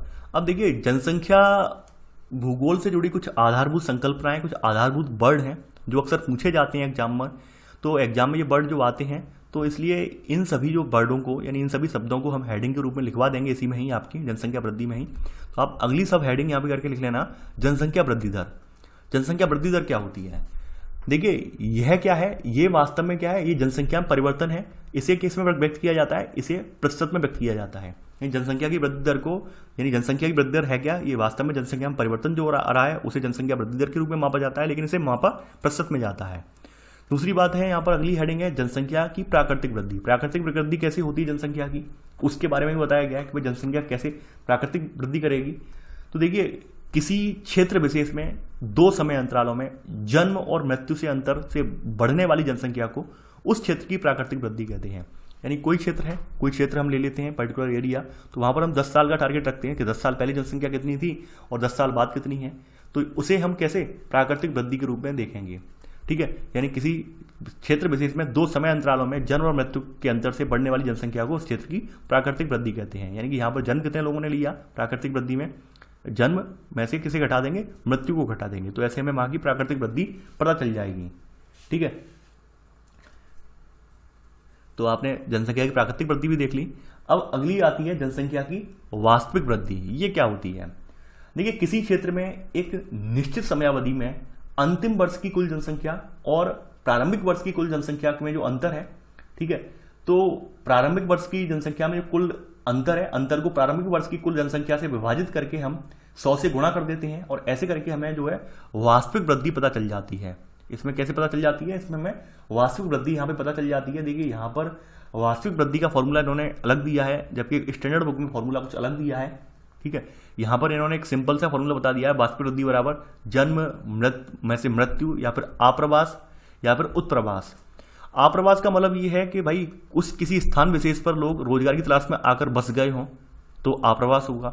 उत्प्रवास का मतलब ये है कि भाई कुछ लोग यहाँ से इस अपने मूल स्थान को छोड़कर कहीं और चले गए हों तो उसे उत्प्रवास कहेंगे। तो वास्तविक वृद्धि को इन्होंने इस तरह से यहाँ पे इंगित किया है, तो आप वास्तविक वृद्धि को ये लिख लेना ये। ठीक है, स्टैंडर्ड बुक में इसकी जो परिभाषा है, मेरे सामने बुक स्टैंडर्ड बुक भी रखी हुई है, वहां पर कुछ अलग दिया हुआ है, तो एक बार मैं कंफर्म कर लूंगा, उसके बाद यहाँ पर हम इसे और डिस्कस करेंगे, यानी आने वाली वीडियो में इसे मैं शोधित करवा दूंगा। ठीक है, अगर इसमें मिस्टेक होगी तो हो सकता है ऐसा हो कि भाई अगर हम वैश्विक जनसंख्या की दृष्टि से देख रहे हो तो हम ये इस हिसाब से इस फॉर्मूले से निकाल रहे हो। यहाँ पर सिंगल फॉर्मूला लिखा हो, वो देश के संदर्भ में हो, भारत के संदर्भ में हो, ये भी हो सकता है। ठीक है, तो वास्तविक वृद्धि बराबर आप ये लिख लेना आप। ठीक है, आप्रवास क्या होता है, उत्प्रवास क्या होता है, उसके बारे में भी मैंने बताया था कि भाई आप्रवास का मतलब ये है कि किसी स्थान विशेष पर अपने, यानी कि मान लीजिए ये कोई जगह है दिल्ली है। ठीक है, अब बिहार से कोई व्यक्ति जो है परमानेंटली बिहार को छोड़कर दिल्ली में बस जाता है रोजगार की तलाश में, तो उसका ये आप्रवास बोला जाएगा, दिल्ली में उसका आप्रवास हुआ है। अब कोई व्यक्ति जो अपने मूल स्थान को छोड़कर बिहार से यानी दिल्ली गया है, तो बिहार में उसे उत्प्रवासी बोला जाएगा, उत्प्रवास बोला जाएगा बिहार से। ठीक है, तो वही बात बताई गई है आप्रवास और उत्प्रवास के बारे में। तो आपने ये लिख लिया होगा यहाँ पर जनसंख्या वास्तविक वृद्धि। अब जनसंख्या की धनात्मक वृद्धि, जो भी वर्ड आया था ऊपर, उसके बारे में बताया गया है क्या है, यानी ये तब होती है जब दो समय अंतरालों के बीच जन्म दर मृत्यु दर से अधिक हो। ठीक है, यानी कि यहाँ पर जन्म दर जो है बढ़ जाए और मृत्यु दर इतनी हो ही ना, तो ऐसे में क्या होगा, ऐसे में जनसंख्या की वृद्धि होने लगेगी। तो और ऊपर से वहां पर लोग प्रवास भी कर जाएं, लोग आकर बस जाएं वहां पर, तो ऑब्वियसली बात है जनसंख्या बढ़ जाएगी, तो जनसंख्या की धनात्मक वृद्धि बोली जाएगी। ये आपने लिख लिया होगा। ऋणात्मक वृद्धि का मतलब ये है कि भाई यह तब होती है जब जन्म दर जो है वो मृत्यु दर से कम हो जाए, यानी जन्म दर जो है, जन्म इतने नहीं हो पा रहे हैं लेकिन मृत्यु बहुत ज्यादा होती जा रही है उस क्षेत्र में, तो क्या होगा, तो ऐसे में क्या होगी, वहां पे जनसंख्या कम होती जाएगी। ऊपर से लोग जो है वो अन्य देशों से उसमें आकर प्रवेश जो है कर जाएं। ठीक है, अन्य देशों में, यानी कि वहां पर जो लोग रहने वाले हैं उस क्षेत्र में, वो उस देश में ना रहकर किसी और देश में चले जाएं, अन्य देशों में चले जाएं, तो ऐसे में संख्या अपने आप कम हो जाएगी। तो ये जनसंख्या की ऋणात्मक वृद्धि बोली जाएगी। ये आपने सब पॉइंट लिख लिया होगा। आगे बढ़ते हैं। अब देखिए अगली हेडिंग है यहाँ पर, अगली हेडिंग आपकी जो है ये मोस्ट इंपॉर्टेंट है, काफी बार पूछी गई है। ये है आपकी यहाँ पर जनसंख्या परिवर्तन के घटक। अगली हेडिंग आपकी जो है ये है जनसंख्या परिवर्तन के घटक। देखिए वास्तव में जनसंख्या परिवर्तन के 3 घटक होते हैं। 3 घटक कौन कौन से हैं यहाँ पर? पहला घटक है जन्म, दूसरा घटक है मृत्यु और तीसरा घटक है प्रवास। यानी कि जो लोग एक स्थान को छोड़कर दूसरे स्थान पर चले जाते हैं उसे प्रवासी बोलते हैं, या एक स्थान छोड़कर दूसरे स्थान पर बस जाते हैं उसे प्रवासी कहा जाता है। तो ये 3 घटक कहीं ना कहीं जनसंख्या परिवर्तन के लिए उत्तरदायी हैं, जन्म, मृत्यु और प्रवास। अब देखिए जनसंख्या परिवर्तन के घटक में ही अब हम यहाँ पे कुछ और चीज़ें देखेंगे कि किस तरह से हम यहाँ पर जो है यहाँ पर अगर हम देखें यहाँ पर जो शिशु जन्म दर है, शिशु मृत्यु दर है, इसे हम कैसे निकालते हैं। किसी क्षेत्र विशेष में शिशु जन्म दर कितनी है, शिशु मृत्यु दर कितनी है, उसे हम कैसे निकालेंगे वो यहाँ पे बताया गया, उसका फॉर्मूला दिया हुआ है, जिसे हम अशोधित जन्म दर यानी क्रूड बर्थ रेट के नाम से जानते हैं। अशोधित जन्म दर, अशोधित क्यों लगाया गया? अशोधित लगाने का रीजन ये है कि भाई जन्म और मरण किसी के हाथ में नहीं है। ठीक है, नहीं, लोग हर सेकंड में जन्म लेते हैं, हर सेकंड मरते हैं, तो इसलिए यहाँ पर एक्चुअल आंकड़े नहीं आ पाते हैं, लेकिन फिर भी एक हम लमसम आंकड़े निकाल लेते हैं कि भाई इतना रहा होगा, इतना है ये अभी वर्तमान में। ठीक है, क्योंकि जन्म और मृत्यु किसी के हाथ में तो है नहीं भाई, कब कोई जन्म लेगा, कब कौन किसी की मृत्यु होगी, एक्यूरेट तो पता नहीं है। ऐसा थोड़ी ना है कि भाई कोई हम यहाँ पे एक निर्धारित कर दें कि भाई 1 जनवरी को ही बच्चा जन्म लेगा, 31 दिसंबर को उसकी लाइफ, किसी व्यक्ति की 31 दिसंबर को लाइफ एंड होगी, ऐसा तो है नहीं। अब लोग हर सेकंड मरते हैं, हर सेकंड जन्म लेते हैं, तो इसे अशोधित रखा गया है, अशोधित जन्म दर। ठीक है, यानी क्रूड बर्थ रेट, CBR जिसे हम कहते हैं। तो सेकंड पॉइंट आप लिख लेना यहाँ पर, अशोधित जन्म दर यानी क्रूड बर्थ रेट को प्रति 1000 स्त्रियों द्वारा जन्म दिए गए जीवित बच्चों के रूप में व्यक्त किया जाता है। यानी प्रति 1000 स्त्रियां जो जीवित बच्चों को जन्म दे रही हैं उसे हम अशोधित जन्म दर कहते हैं। तो अशोधित जन्म दर बराबर किसी वर्ष विशेष में जीवित जन्म, यानी कि एक वर्ष में कितने बच्चे जीवित रह रहे हैं, ऊपर से अपॉन किसी क्षेत्र विशेष में मध्य जनसंख्या, यानी किसी क्षेत्र विशेष में के वर्ष के मध्य जनसंख्या, कितनी जनसंख्या है वहां पर। ठीक है, यानी वर्ष के मध्य की अनुमानित जनसंख्या कितनी है उससे भाग देकर और गुणा 1000 का करने पर हमें क्या पता चल जाती है कि प्रति 1000 पर जन्मे जीवित बच्चों की संख्या कितनी है। इससे हमें ये पता चल जाती है, अर्थात प्रति 1000 पर, ये लिख लेना इसी के सब नीचे सब पॉइंट करके, अर्थात हमें इससे पता चल जाती है, अर्थात प्रति 1000 पर जन्मे जीवित बच्चों की संख्या कितनी है, यानी 1000 बच्चों पर कितने बच्चे जीवित रह रहे हैं। ठीक है, कितने बच्चे जो है जीवित रह रहे हैं और कितने बच्चों की मृत्यु हो जा रही है वो हमें पता चल जाती है। तो ये तो अशोधित जन्म दर थी। अशोधित मृत्यु दर कैसे निकालते हैं? अशोधित मृत्यु दर कैसे निकालते हैं, देखिए उससे पहले यहाँ पर नोट करके आप कुछ पॉइंट दिया हुआ है उसे आप लिख लेना। देखिए अक्सर बहुत सारे लोगों को लगता है कि केवल और केवल जन्म लेने से ही जनसंख्या बढ़ती है।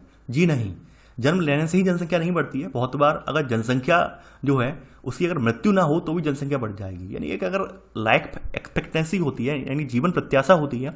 आपने भारत के संदर्भ में पढ़ा होगा कि भारत की अभी जो 2017-18 में जीवन प्रत्याशा है, एक व्यक्ति की औसत जीवन जीने की जो एज है वो 67.5 साल है। यानी एक व्यक्ति भारत में 67.5 साल जो है जीवित रहता है औसत रूप से। जीवन प्रत्याशा हम कहेंगे औसत रूप से पूरे भारत की इतनी है, ठीक है।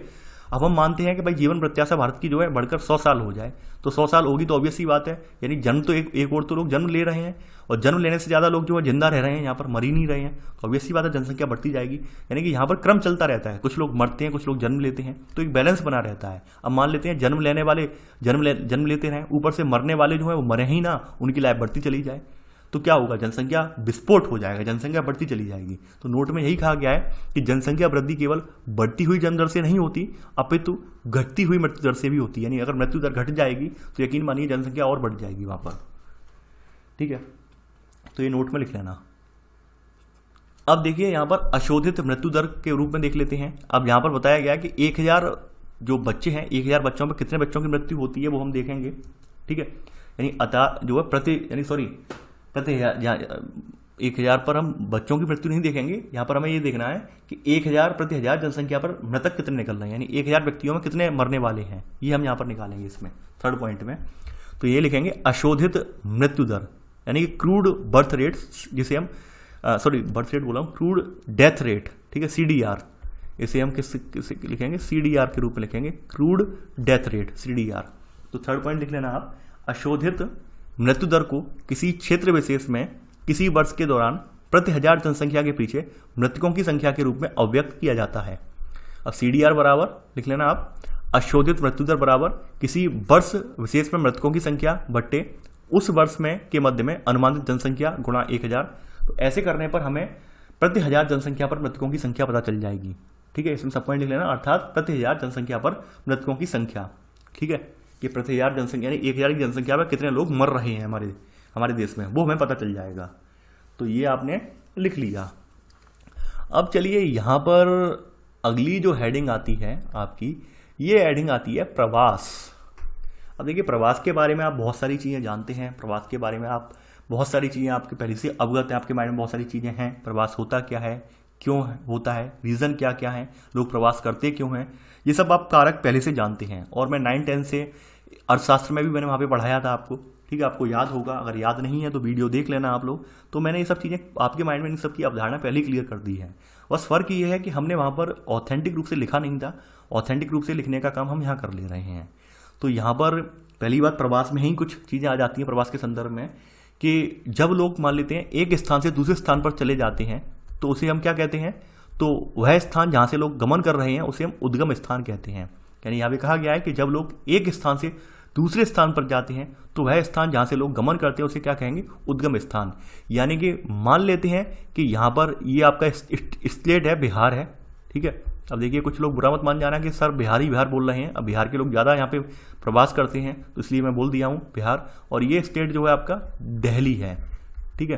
तो जो व्यक्ति यहाँ से निकलकर यहाँ जा रहा है, यानी बिहार से कोई व्यक्ति दिल्ली जा रहा है, तो बिहार से निकलने वाला जो व्यक्ति होगा उसके लिए ये उद्गम स्थान होगा, यानी बिहार राज्य उसके लिए उद्गम स्थान होगा।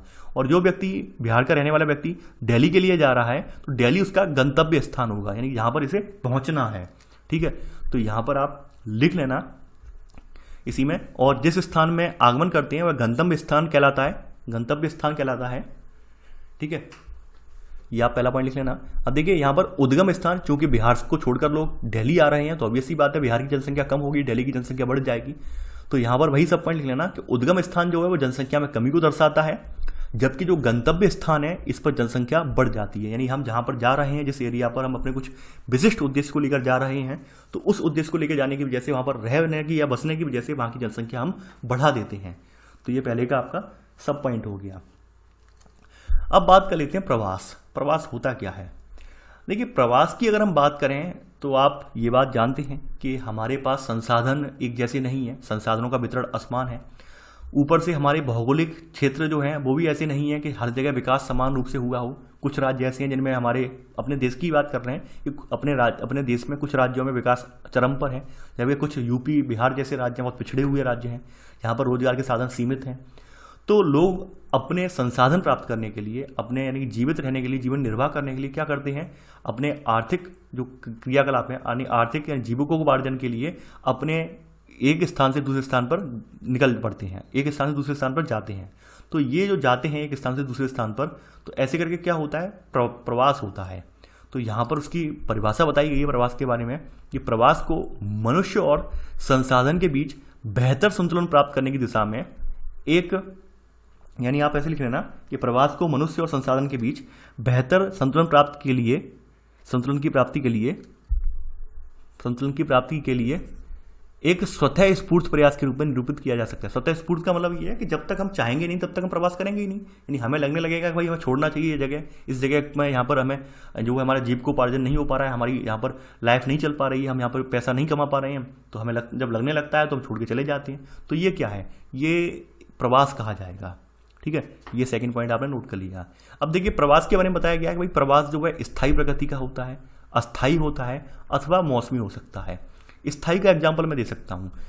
स्थायी का एग्जाम्पल ये है कि भाई कोई व्यक्ति जैसे यहाँ से मान लीजिए किसी यूपी से निकल के पहुँचा और दिल्ली में नौकरी करने लगा, परमानेंट गवर्नमेंट जॉब करने लगा, दिल्ली के किसी विभाग में परमानेंट जॉब लग गई उसकी, उसे लगने लगा कि भाई हमारा यहीं पे अब जॉब करने लगे हैं, हमारे बच्चे भी यहीं पढ़ रहे हैं, तो क्यों ना हम यहाँ पे घर ले लें तो यहाँ पे स्थायी रूप से सेटल हो जाए। तो अब स्थायी रूप से दिल्ली का वो निवासी बन गया तो वो स्थायी प्रवास कहलाएगा। अस्थायी कौन होता है वो बता दे रहा हूँ मैं। जैसे आप में से तमाम जो कोचिंग करने वाले व्यक्ति हैं, यानी कि जो विभिन्न जो संस्थान है, विभिन्न जो कोचिंग इंस्टीट्यूट है, वहाँ से तमाम जो एग्जामों की तैयारी करने वाले बच्चे हैं जो वहाँ पर पढ़ने गए हैं, तो वहाँ पर परमानेंट बसने तो भी गए नहीं है, वो टेम्परेरी रूप से वहाँ से केवल पढ़ाई करके अपने एग्जाम निकालेंगे या फिर अपनी डिग्री वगैरह पूरी करेंगे, तो उनका अस्थायी प्रवास बोला जाएगा। टेम्परेरी यानी अभी आप मान लीजिए अपना गृह स्थान महाराष्ट्र मध्य प्रदेश इसे छोड़कर आप दिल्ली में पढ़ाई कर रहे हैं और जब पढ़ाई पूरी हो जाएगी आप अपने घर के लिए लौट जाएंगे, तो ये आपका अस्थायी प्रवास बोला जाएगा। ठीक है, वहीं मौसमी प्रवास, देखिए मौसमी प्रवास का जिक्र मैंने बहुत बार किया है। आपके जो हिमाचल प्रदेश रीजन या पहाड़ी रीजन में जो जनजातियां हैं, जनजातियां अक्सर मौसमी प्रवास करती हैं। मौसमी प्रवास या ऋतु प्रवास जिसे हम बोलते हैं, आपने जाना होगा कि बहुत सारी जो जनजातियां होती हैं, सर्दियों का जो मौसम आता है, सर्दियों के मौसम में जो है नीचे मैदानों में लौट आती हैं। ठीक है, यानी कि जो सर्दियों का मौसम आता है, सर्दियों के मौसम में चूंकि ऊपर बहुत ज़्यादा विषम दशाएं होती हैं तो यहाँ पर रह नहीं पाते हैं, तो ऐसे करके ये आपने ये मौसमी प्रवास भी आपने देखा है कि मौसमी प्रवास कौन करती हैं। मौसमी प्रवास जो पहाड़ी क्षेत्रों में रहने वाली जनजातियाँ हैं, जिनके लिए मौसम में के अकॉर्डिंग जो संसाधनों की जो उपयोगिता होती है, संसाधनों की उपलब्धता होती है वो कम या ज़्यादा हो जाती है। ठीक है, तो उसके अकॉर्डिंग वो ऊपर नीचे आते जाते रहते हैं। ये पहाड़ों पर रहने वाली जनजातियों के बारे में बताया गया है। ठीक है, तो ऐसे करके प्रवास स्थायी, अस्थायी अथवा मौसमी हो सकता है। यहाँ बताया गया प्रवास का स्वरूप यह है गांव से गांव, यानी एक गांव से दूसरे गांव नहीं। मान लीजिए एक गांव में रोजगार नहीं है, पड़ोस के गांव में रोजगार है तो पड़ोस के गांव में चले गए। गांव से नगर में, नगर से नगर में, नगर से गांव की ओर भी हो सकता है ये प्रवास। ठीक है, तो ये आप सेकंड का सब पॉइंट आप लिख लेना। अब देखिए प्रवासी के बारे में जो वही बताया गया, आप्रवास और उत्प्रवास, यानी इमिग्रेशन और एमिग्रेशन। ठीक है, ये होता क्या है, इमिग्रेशन और एमिग्रेशन, इसके बारे में अभी मैं डिटेल में बताऊंगा इमिग्रेशन क्या होता है और एमिग्रेशन क्या होता है। अब प्रवास, ठीक है, यानी बताया आप्रवास के बारे में बताया गया है कि प्रवासी जो किसी नए स्थान पर जाते हैं आप्रवासी कहलाते हैं। यानी प्रवासी जो किसी नए स्थान पर जाते हैं उन्हें क्या कहेंगे, हम आप्रवासी कहेंगे। वहीं इसमें सब पॉइंट, प्रवासी जो एक स्थान से बाहर चले जाते हैं उत्प्रवासी कहलाते हैं। जहां पर तो सिंपल वर्ड में लिख दिया गया है, लेकिन थोड़ा इसमें आपको समझ में नहीं आया होगा कि भाई सर ने क्या बोल दिया, आप्रवास उत्प्रवास। ठीक है, कुछ बच्चों को समझ में नहीं आया होगा, उनको अभी मैं यहाँ से चल के ले चलता हूँ पीपीटी पर, यानी पावर पॉइंट स्लाइड पर ले चलता हूँ, वहाँ पर समझाता हूँ मैं। ठीक है, देखिए आपके सामने दिया हुआ है यहाँ पर एक तरफ इमिग्रेशन यानी कि जिसे हम आप्रवास कहते हैं, लिख दे रहा हूँ मैं यहाँ पर, तो ये आपका आप्रवास है, और एक तरफ आपका जो है एमिग्रेशन, इसका मतलब है उत्प्रवास। ठीक है, तो अब इसे मैं यहाँ पर आपको एक्सप्लेन कर देता हूँ। ठीक है, यानी इसमें लिखा हुआ है act of entering a foreign country often for permanent residency. यानी कि मान लेते हैं कोई व्यक्ति इंडिया से, ठीक है, यानी भारत से अमेरिका में जो है शिफ्ट होना चाहता है, यानी कि यूएसए में शिफ्ट होना चाहता है परमानेंटली, तो इसे इमिग्रेशन बोला जाएगा, आप्रवास बोला जाएगा। यानी कोई व्यक्ति इंडिया को छोड़कर अगर यूएसए में जा रहा है और यूएसए में परमानेंट निवासी बन गया तो ये कहाँ क्या बोला जाएगा, ये इमिग्रेंट बोला जाएगा, यानी कि यहाँ का यानी कि आप्रवासी बोला जाएगा। अब मान लेते हैं यूएसए में एक लंबा रिसेशन आया, एक यूएसए के अंदर यहाँ पर एक बहुत बड़ी यहाँ पर क्या बोलते हैं मंदी आ गई, उसे लगने लगा कि भाई हम यूएसए में सर्वाइव नहीं कर पाएंगे और वो फिर से यूएसए छोड़कर इंडिया में वापस आ गया। तो उस समय जब ये यूएसए को छोड़कर इंडिया में वापस आ रहा होगा तो वहां पर यूएसए के लिए ये जो व्यक्ति है वो उत्प्रवासी बोला जाएगा, यानी एमिग्रेशन इसे बोला जाएगा, यानी act of living one's own country often to settle permanently in another country. यानी कि यहां पर इस दशा में यहाँ पर इस देश के लिए ये व्यक्ति क्या था, इमिग्रेंट था, और यहां पर उस समय ये व्यक्ति यहाँ के लिए क्या था, एमिग्रेंट था। ध्यान देना, यानी उस समय ये व्यक्ति यूएसए के लिए जब यहाँ पर इंडिया छोड़कर यूएसए आ रहा था तो यूएसए के लिए अप्रवासी था, वहीं ये इंडिया में उस समय इसको उत्प्रवासी कहेंगे। अब जब ये उल्टा हो रहा है तो उल्टे में यहाँ पर क्या कहेंगे हम, ठीक है, यानी यहाँ पर अब ये व्यक्ति क्या बन गया, यहाँ पर ये व्यक्ति बन गया यूएसए में उत्प्रवासी और यहाँ इंडिया के लिए हो गया ये अप्रवासी हो गया। तो यहाँ पर वही बताया गया एंटरिंग ए फॉरेन कंट्री, ये फॉरेन कंट्री में जाते हैं तो क्या है, ये हमारे लिए इमिग्रेशन है, अप्रवास बोला जाएगा। लिविंग अगर होम कंट्री, हम अपना घर अपना जिस देश में रह रहे हैं उस देश को छोड़ रहे हैं उसके लिए हम उत्प्रवासी कहे जाएंगे।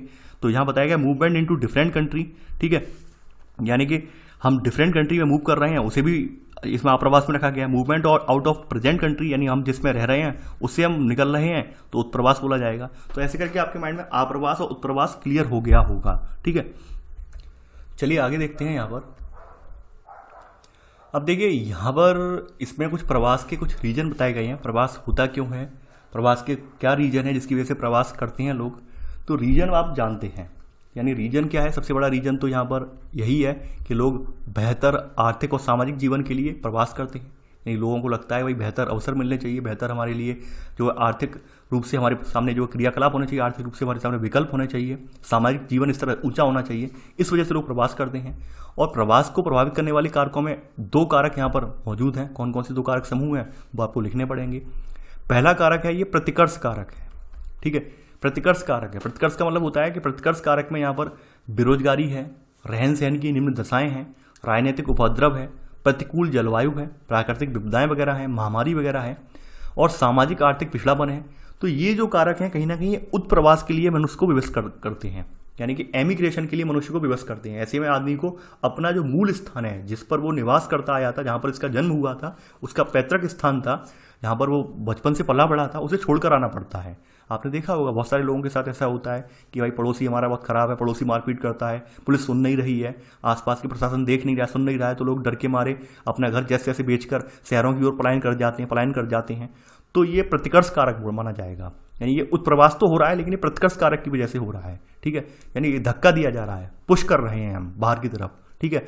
तो यहाँ पर आप इसमें प्रतिकर्ष कारक में आप लिख लेना बेरोजगारी, यानी प्रतिकर्ष कारक में बेरोजगारी, रहन सहन की निम्न दशाएं, राजनीतिक उपद्रव, प्रतिकूल जलवायु, प्राकृतिक विपदाएं, महामारी और सामाजिक आर्थिक पिछड़ापन जैसे कारण उद्गम स्थान को कम आकर्षित बनाते हैं। उद्गम स्थान यानी हम जहाँ पर पले बड़े हैं उसको हम कम आकर्षित बना रहे हैं ऐसे करके।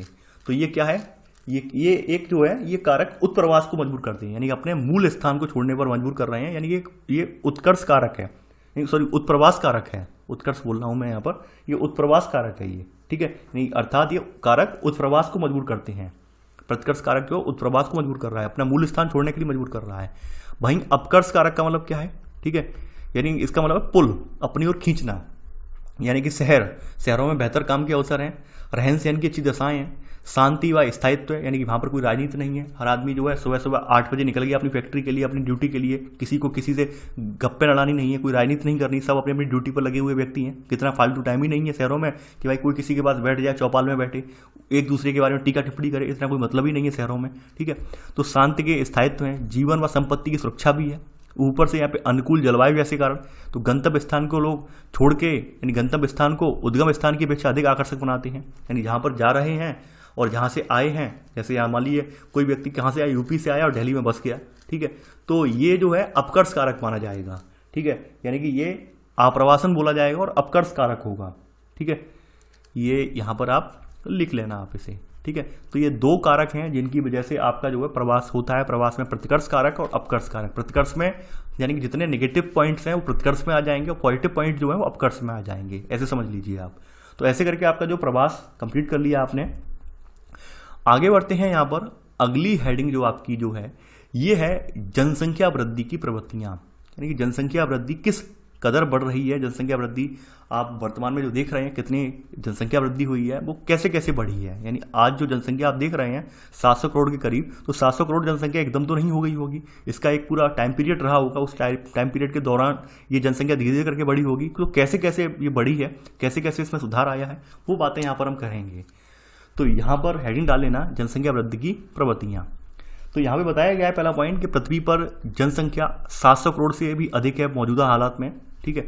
लेकिन अगर हम आरंभिक काल में देखें, यानी हमारी पृथ्वी पर जब हमारे मनुष्य की उत्पत्ति हुई थी, मनुष्य का यहाँ पर मनुष्य का आविर्भाव हुआ था पृथ्वी पर, उस समय की बात करें तो उस समय विश्व की जनसंख्या जो थी वो धीरे धीरे बढ़ रही थी। नहीं, एकदम जनसंख्या विस्फोट नहीं था, वहाँ पर जनसंख्या धीरे धीरे बढ़ रही थी। लेकिन अगर हम कुछ 100 सालों के आंकड़े देखें, विगत कुछ 100 वर्षों के अगर हम आंकड़े देखें, तो जनसंख्या में एकदम आश्चर्यजनक तरीके से वृद्धि देखी गई है। तो पहला पॉइंट, पहले का सब पॉइंट आप नोट कर लेना, ठीक है। पहला पॉइंट और पहले का सब पॉइंट नोट कर लेना। अब देखिए यहाँ पे बताया गया है कि जब कृषि का विकास हुआ लगभग आज से 12,000 वर्ष पूर्व, 8 से लेकर 12,000 वर्ष पूर्व में जब कृषि का उद्भव हुआ, तो कृषि के उद्भव होने से भी आपकी जनसंख्या में सुधार देखा गया है। तो यहाँ पे बताया गया है, यहाँ पर सेकेंड पॉइंट में आपका, कि लगभग 8,000 से 12,000 वर्ष पूर्व कृषि के उद्भव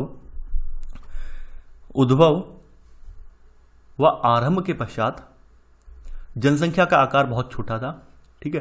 यानी उस समय जनसंख्या जब कृषि का उद्भव हुआ था उस समय 80 लाख के करीब थी, ठीक है। यहाँ पर बताया गया कि 8,000 से लेकर 12,000 साल पहले जो है इसके बीच में कृषि का उद्भव हुआ है, उस समय हमारी जनसंख्या की जो थी वो लगभग 80 लाख के करीब रही होगी। ये अनुमान है, ये चार्ट जो है वो इसी अनुमान को दर्शा रहा है कि ये जो जनसंख्या है कृषि का विस्तार के समय में जनसंख्या लगभग बताया गया है 0.25 अरब, लगभग 80 लाख के करीब यहाँ बताया गया है, इतने के करीब ये रही होगी, ठीक है। ये अनुमान यहाँ पे दिखाया गया है, ये चार्ट में क्या है, अनुमान बताया गया है कि इतनी जनसंख्या हमारी रही होगी, ठीक है। आगे बढ़ते हैं। अब देखिए आप लोग सभी लोग जानते हैं, अब यहाँ पर आगे पहुँचने पर, अब ईसा की पहली सदी का मतलब ये है कि आज से लगभग 2000 साल पहले, ठीक है, तब जनसंख्या कितनी थी। तो यहाँ पर आप अगला सब पॉइंट, यानी कि यहाँ पर सेकंड का पहला सब पॉइंट है, ईसा की पहली शताब्दी में जनसंख्या 30 करोड़ से कम थी। यहाँ पर ईसा की पहली सदी की जनसंख्या बताई गई कितनी है, 30 करोड़ से कम थी। अब देखिए जैसे ही 16वीं 17वीं सदी आई, आपको पता है कि यहाँ पर एक देश से दूसरे देश में व्यापार, उपनिवेश वगैरह ये सब होने लगा, तो ऐसे करके जनसंख्या तीव्र गति से बढ़ी यहाँ पर। तो यहाँ पर सेकंड सब पॉइंट में आप नोट करेंगे, यहाँ पर लिखेंगे इसी में, यानी इसी का सेकंड सब पॉइंट, 1750 ईस्वी के आसपास औद्योगिक क्रांति का उदय हुआ और उस समय विश्व की जनसंख्या कितनी थी, 55 करोड़ थी।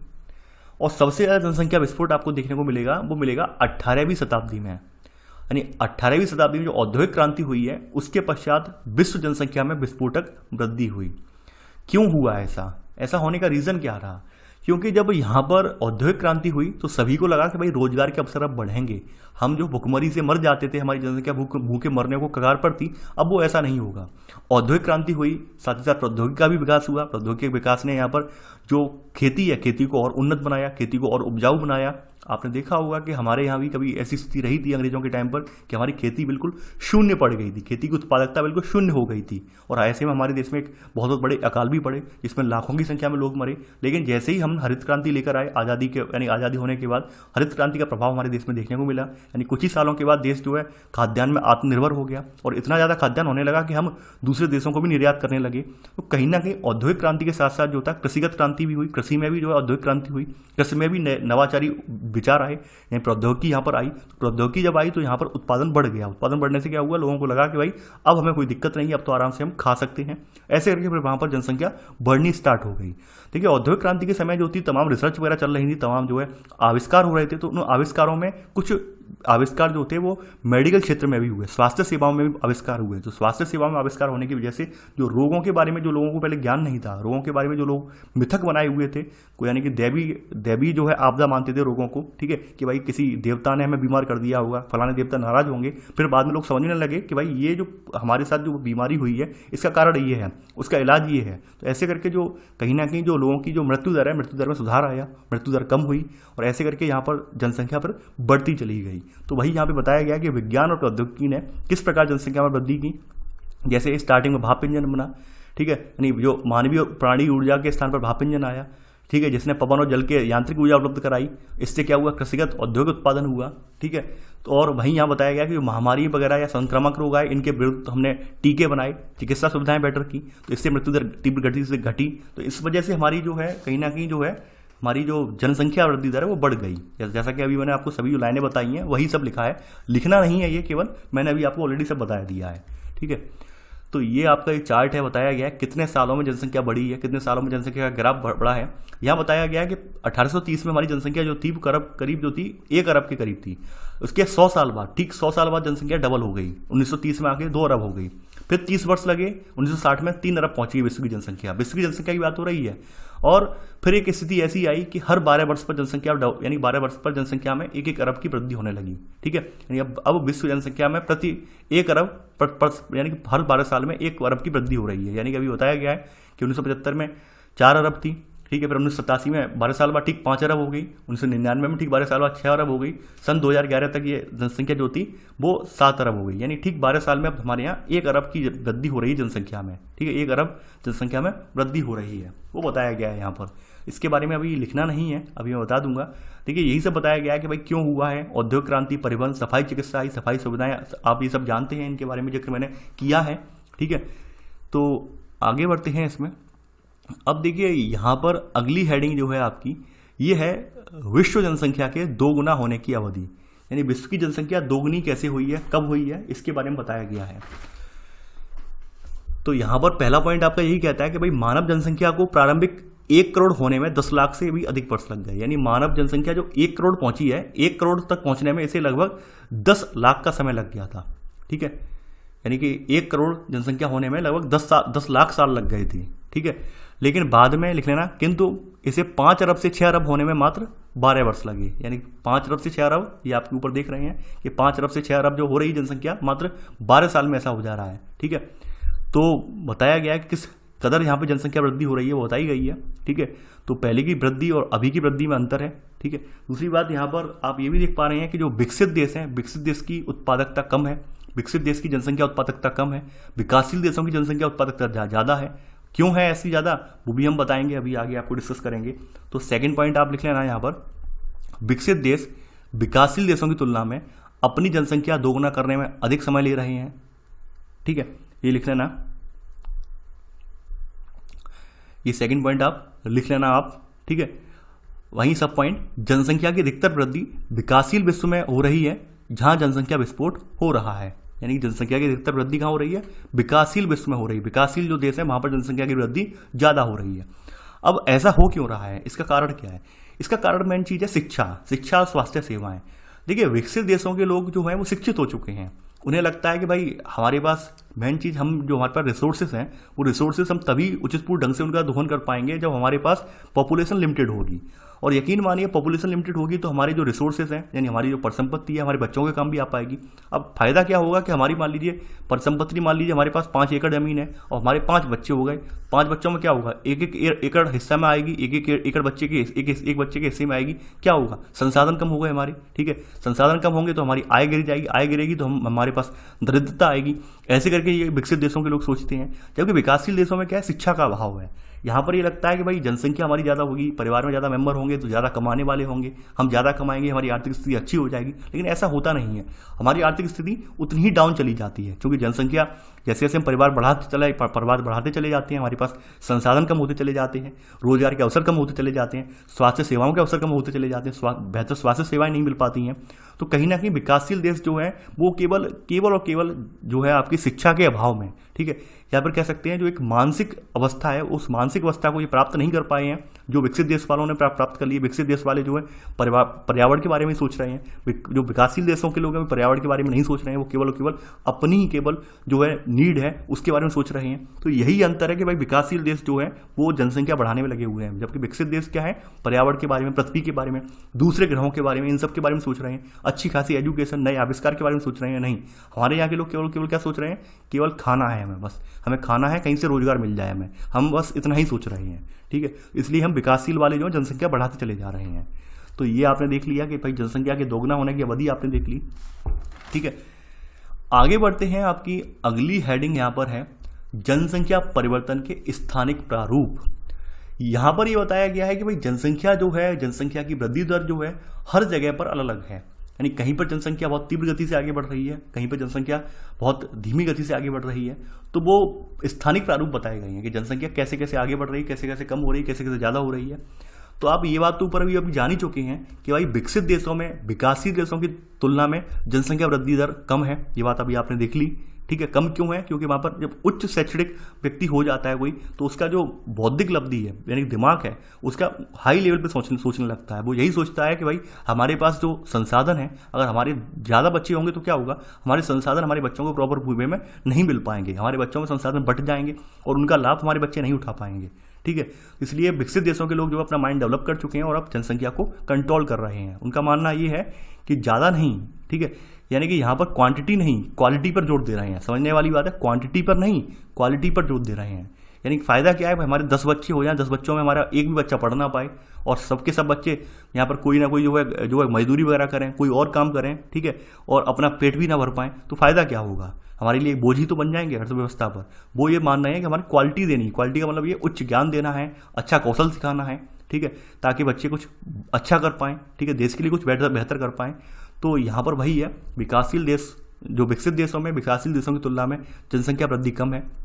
अब देखिए यहाँ पर अगला पॉइंट जो बताया गया है ये बहुत इंपॉर्टेंट है। इसके बारे में मैंने अर्थशास्त्र में जिक्र किया था। ये पॉइंट इंपॉर्टेंट क्यों है? इसमें बताया गया है कि भाई जनसंख्या वृद्धि और आर्थिक विकास है, इसमें ऋणात्मक सहसंबंध पाया जाता है। यानी कि जनसंख्या वृद्धि और आर्थिक विकास ये धनात्मक नहीं है। ऐसा नहीं है कि जनसंख्या वृद्धि होगी तो आर्थिक विकास हमारा बढ़ता चला जाएगा, जी नहीं। जनसंख्या अगर ऊपर जाएगी तो हमारा आर्थिक विकास नीचे जाएगा। क्यों? क्योंकि बेहतर अवसर नहीं मिल पाएंगे, बेहतर संसाधन नहीं मिल पाएंगे। जनसंख्या बहुत ज़्यादा होगी तो संसाधनों का जो बंटवारा वो अगर हो जाएगा और संसाधनों का बंटवारा अगर उचितपूर्ण ढंग से नहीं हुआ तो स्थिति ये होगी कि हमारी जनसंख्या का एक बहुत बड़ा तबका जो है वो गरीबी की ओर धकिल जाएगा, गरीबी की ओर पहुंच जाएगा। तो ऐसे में हमारे यहाँ जनसंख्या वृद्धि जैसे से होती है तो आर्थिक विकास नीचे चला जाता है। तो यहाँ यही बताया गया है कि जनसंख्या वृद्धि और आर्थिक विकास में ऋणात्मक सहसंबंध पाया जाता है, ठीक है। अब देखिए अभी वर्तमान की अगर हम दर देखें सेकंड पॉइंट में, यद्यपि जनसंख्या परिवर्तन की जो वार्षिक दर है तो ये लगभग 1.4% है। यानी कि हमारे यहाँ जो अभी विश्व भर में विश्व की समूची जनसंख्या का एवरेज देखें तो विश्व में जो जनसंख्या बढ़ रही है वो 1.4% की दर से परिवर्तन विश्व में हो रहा है जनसंख्या में। अब देखिए तालिका जो है ऊपर टेबल जो है उस टेबल को देख लेते हैं। उस टेबल को आपको बनाना पड़ेगा। तो ये विश्व के संदर्भ में टेबल है। जनसंख्या वृद्धि 2000, यहाँ पर देखिए आंकड़े दिए हुए हैं 1990-95 के दिए गए हैं और 2010-15 से, 2010 से लेकर 15 के बीच में अनुमानित दिया गया आंकड़ा कि विश्व की जनसंख्या इतनी बढ़ रही है, ठीक है। तो यहाँ पर लिख लेना, जैसे विश्व में बताया गया है कि 1990-95 में वृद्धि दर कितनी थी, 1.6% थी। अभी अनुमानित अभी कितनी है आपने अभी मैंने लिखवाई 1.4% और यहाँ पर देना 1.2, यानी कि अनुमानित में है लगभग 1.4 के करीब ही है। यहाँ पर इन्होंने थोड़ी कम लिखवाई है, ठीक है। तो विश्व की अभी 1.4% चल रही है। देखिए ये टेबल क्यों लिखवा रहा हूँ, ये टेबल लिखवाने का एक प्रयोजन ये है कि आप कहीं भी कोई मेंस क्वेश्चन लिखेंगे, मेंस का आंसर देंगे और वहाँ पर विश्व जनसंख्या पर लिखने को जब आएगा तो आप बताएंगे कि आज से 10 साल पहले या 20 साल पहले की स्थिति ऐसी थी और आज की स्थिति में इतना अंतर है। आपको प्रायर आंकड़े यानी कि जो प्रीवियस आंकड़े हैं वो बताने पड़ेंगे और वर्तमान आंकड़े, यानी मूल्यांकन हम कैसे करेंगे। मूल्यांकन तभी तो हम करते हैं जब हमारे पास पिछला कोई रिकॉर्ड होता है। भाई किसी बच्चे का अगर हम मूल्यांकन करना हो तो हम यही तो देखेंगे भाई पिछले वाले जो बच्चे हैं, यानी पिछले कक्षा में कितना स्कोर किया, या फिर इस क्लास में जो एग्जाम हुए, टेस्ट वगैरह हुए, टेस्ट वगैरह में उसका स्कोर कैसा रहा, टेस्ट वगैरह में उसका प्रदर्शन कैसा रहा, उसी आधार पर तो मूल्यांकन करेंगे हम उसका। तो वृद्धि दर हम ऐसे तो नापेंगे, हम पिछले कोई एक आधार वर्ष ले लेंगे, हमने ले लिया 1990-95 का टाइम है तो यहाँ पर इतनी रही है। अब यहाँ पर देख रहे हैं, यहाँ पे कमी देख रहे हैं हम। वहीं अफ्रीका महाद्वीप की बात कर रहे हैं, यहाँ पर उस समय 2.4% थी वृद्धि दर। अभी यहाँ पर अफ्रीका महाद्वीप में सबसे ज़्यादा देखने को मिलेगी। यूरोप की बात करें, यूरोप में वहाँ पर 1990-95 में ज़्यादा थी लेकिन अब यहाँ पे कम है वृद्धि दर। उत्तर अमेरिका में 90-95 में ज़्यादा थी लेकिन अब कम है। लैटिन अमेरिका, कैरिबियन देशों में 1.7 थी उस समय, अब यहाँ पर भी कम है। एशिया महाद्वीप में देखिए, एशिया महाद्वीप में कहने को जनसंख्या तो बहुत ज़्यादा बढ़ रही है लेकिन यहाँ पर वृद्धि दर 1990-95 की तुलना में यहाँ पे अभी कम है, ठीक है। वहीं ओशिनिया यानी ऑस्ट्रेलिया, न्यूजीलैंड, फिजी, यहाँ पर वही यथावत बनी हुई है 1.5% यथावत है 1990-95 की तुलना में। तो ये आप बना लेना ये वाला टेबल, ठीक है। अब देखिए यहाँ पर अभी भारत की वार्षिक जनसंख्या वृद्धि दर कितनी है वो नोट करके हम लिख लेते हैं। तो ये नोट करके आप लिख लेना यहाँ पर, नोट करके ये आप लिख लेना यहाँ पर कि भारत की वार्षिक जनसंख्या वृद्धि दर 1.64% है, ठीक है। यानी भारत की वार्षिक जनसंख्या वृद्धि दर कितनी है? 1.464% हमारी वृद्धि दर है। यानी हमारे यहाँ हर साल लगभग 1.64% दर से व्यक्ति बढ़ रहे हैं, इतनी व्यक्तियों की संख्या बढ़ती जा रही है। ठीक है, अब देखिए अगली हेडिंग आपकी आएगी जनसंख्या परिवर्तन का प्रभाव। अब देखिए जनसंख्या परिवर्तन के प्रभाव आप जानते हैं, मेन प्रभाव क्या है? संसाधनों पर है। यानी हमारे पास रिसोर्सेस लिमिटेड हैं, हमारे पास जमीन के यानी कि जो भूमि संसाधन है वो भी लिमिटेड है, हमारे पास और भी जो संसाधन है वो लिमिटेड है। ठीक है, और मनुष्य जो है अगर बढ़ता चला जाएगा तो कहीं ना कहीं रहने के लिए जमीन कम पड़ जाएगी। तभी तो लोग जो है रिसर्च अभी से स्टार्ट कर दी है मंगल ग्रह पर जाने की, चंद्रमा पर जाने की, इसीलिए स्टार्ट की गई है कि आने वाले भविष्य में कभी ऐसी स्थिति बने कि पृथ्वी पर जनसंख्या विस्फोट हो जाए, यहाँ पर रहने के लिए जमीन ही ना बचे, तो ऐसे में जो बड़े बड़े लोग होंगे उन्हें हम ऊपर शिफ्ट कर देंगे, किसी अन्य ग्रहों पर भेज देंगे। तो इसीलिए किया जा रहा है कि हमारे यहाँ जमीन जब कम पड़ जाएगी, जनसंख्या बढ़ेगी तो जमीन कम पड़ जाएगी, तो बताया गया है यहाँ पर। तो यहाँ पर आप इसमें लिख लेना पहला पॉइंट क्या पूरा लिख लेना है यहाँ पर कि जनसंख्या वृद्धि समस्याओं में संसाधनों का ह्रास सर्वाधिक गंभीर है। यहाँ लिख लेना जनसंख्या वृद्धि समस्याओं में संसाधनों का ह्रास सर्वाधिक गंभीर है। यानी कि यह इंगित करता है कि वे संसाधन जो पहले जनसंख्या का पोषण करते थे अब उस जनसंख्या के पोषण में सक्षम नहीं रहे हैं। यानी जनसंख्या परिवर्तन का सबसे बड़ा प्रभाव संसाधनों के ह्रास पर पड़ता है। यानी पहले जो जनसंख्या को संसाधन मौजूद थे वो जनसंख्या का पोषण कर रहे थे, लेकिन अब वो संसाधन इतने ज़्यादा अत्यल्प हो गए हैं कि वो जनसंख्या का पोषण करने में सक्षम नहीं रहे हैं। यानी मान लेते हैं हमारे किसी एक परिवार में एक पिता पर 5 एकड़ ज़मीन थी और उसके 10 बेटे हैं, तो 10 बेटों में क्या आएगा? 0.5 एकड़ जमीन आएगी, उसमें उत्पादन भी ढंग का नहीं हो पाएगा। अब उन एक एक बेटे के भी मान लो 3-3, 4-4 बेटे हो जाते हैं, तो ऐसे करके देखने को मिलेगा कि कहीं ना कहीं उत्पादकता कम हो जाएगी, पोषण नहीं हो पाएगा इतना ज़्यादा। तो वही चीज़ बताई गई है यहाँ पर। इसके अलावा यहाँ पर परिवर्तन के बारे में कुछ चीज़ और बताई गई हैं कि भाई हमारे देश में कुछ महामारी हैं, बीमारी वगैरह जैसे HIV या एड्स वगैरह है, एक्वायर्ड इम्यूनो डिफिशियंसी सिंड्रोम वगैरह बीमारी हैं, या फिर कुछ और वायरस वगैरह हैं जैसे कोरोना वायरस हुआ आपका, और भी वायरस हुए, बीमारियां हुई, तो इससे भी जो विभिन्न इलाके हैं यानी विश्व के विभिन्न इलाके यहाँ पर लोग मरते रहते हैं। तो जो लोग मरते हैं तो कहीं ना कहीं क्या होता है?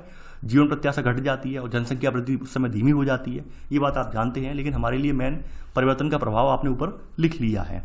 ठीक है, आपने नोट डाउन कर लिया है कि जनसंख्या परिवर्तन का प्रभाव क्या पड़ता है, वो आपने यहाँ पर ऊपर लिख लिया है। ठीक है, आगे बढ़ते हैं। अब देखिए अगली जो हेडिंग है आपकी ये है जननांकीय संक्रमण। ये बहुत इंपॉर्टेंट है। वास्तव में जननांकीय संक्रमण जो है एक सिद्धांत है, यानी लिख लेना जननांकीय संक्रमण सिद्धांत। अब देखिए ये सिद्धांत जो था, ये सिद्धांत जो देने वाले व्यक्ति हैं इनका नाम है थॉम्पसन। ठीक है, और नॉटिस्टन, एक और इनके साथी हैं नॉटिस्टन करके। ठीक है, तो थॉम्पसन एंड नॉटिस्टन, यानी यहां लिख लेना आप, इस सिद्धांत के प्रतिपादक थॉम्पसन तथा नॉटिस्टन को माना जाता है। ठीक है, बाद में इसमें एक व्यक्ति हुए हैं, इनका नाम है कोलिन क्लार्क। बाद में एक व्यक्ति हुए हैं यहां पर, इनका नाम है कोलिन क्लार्क।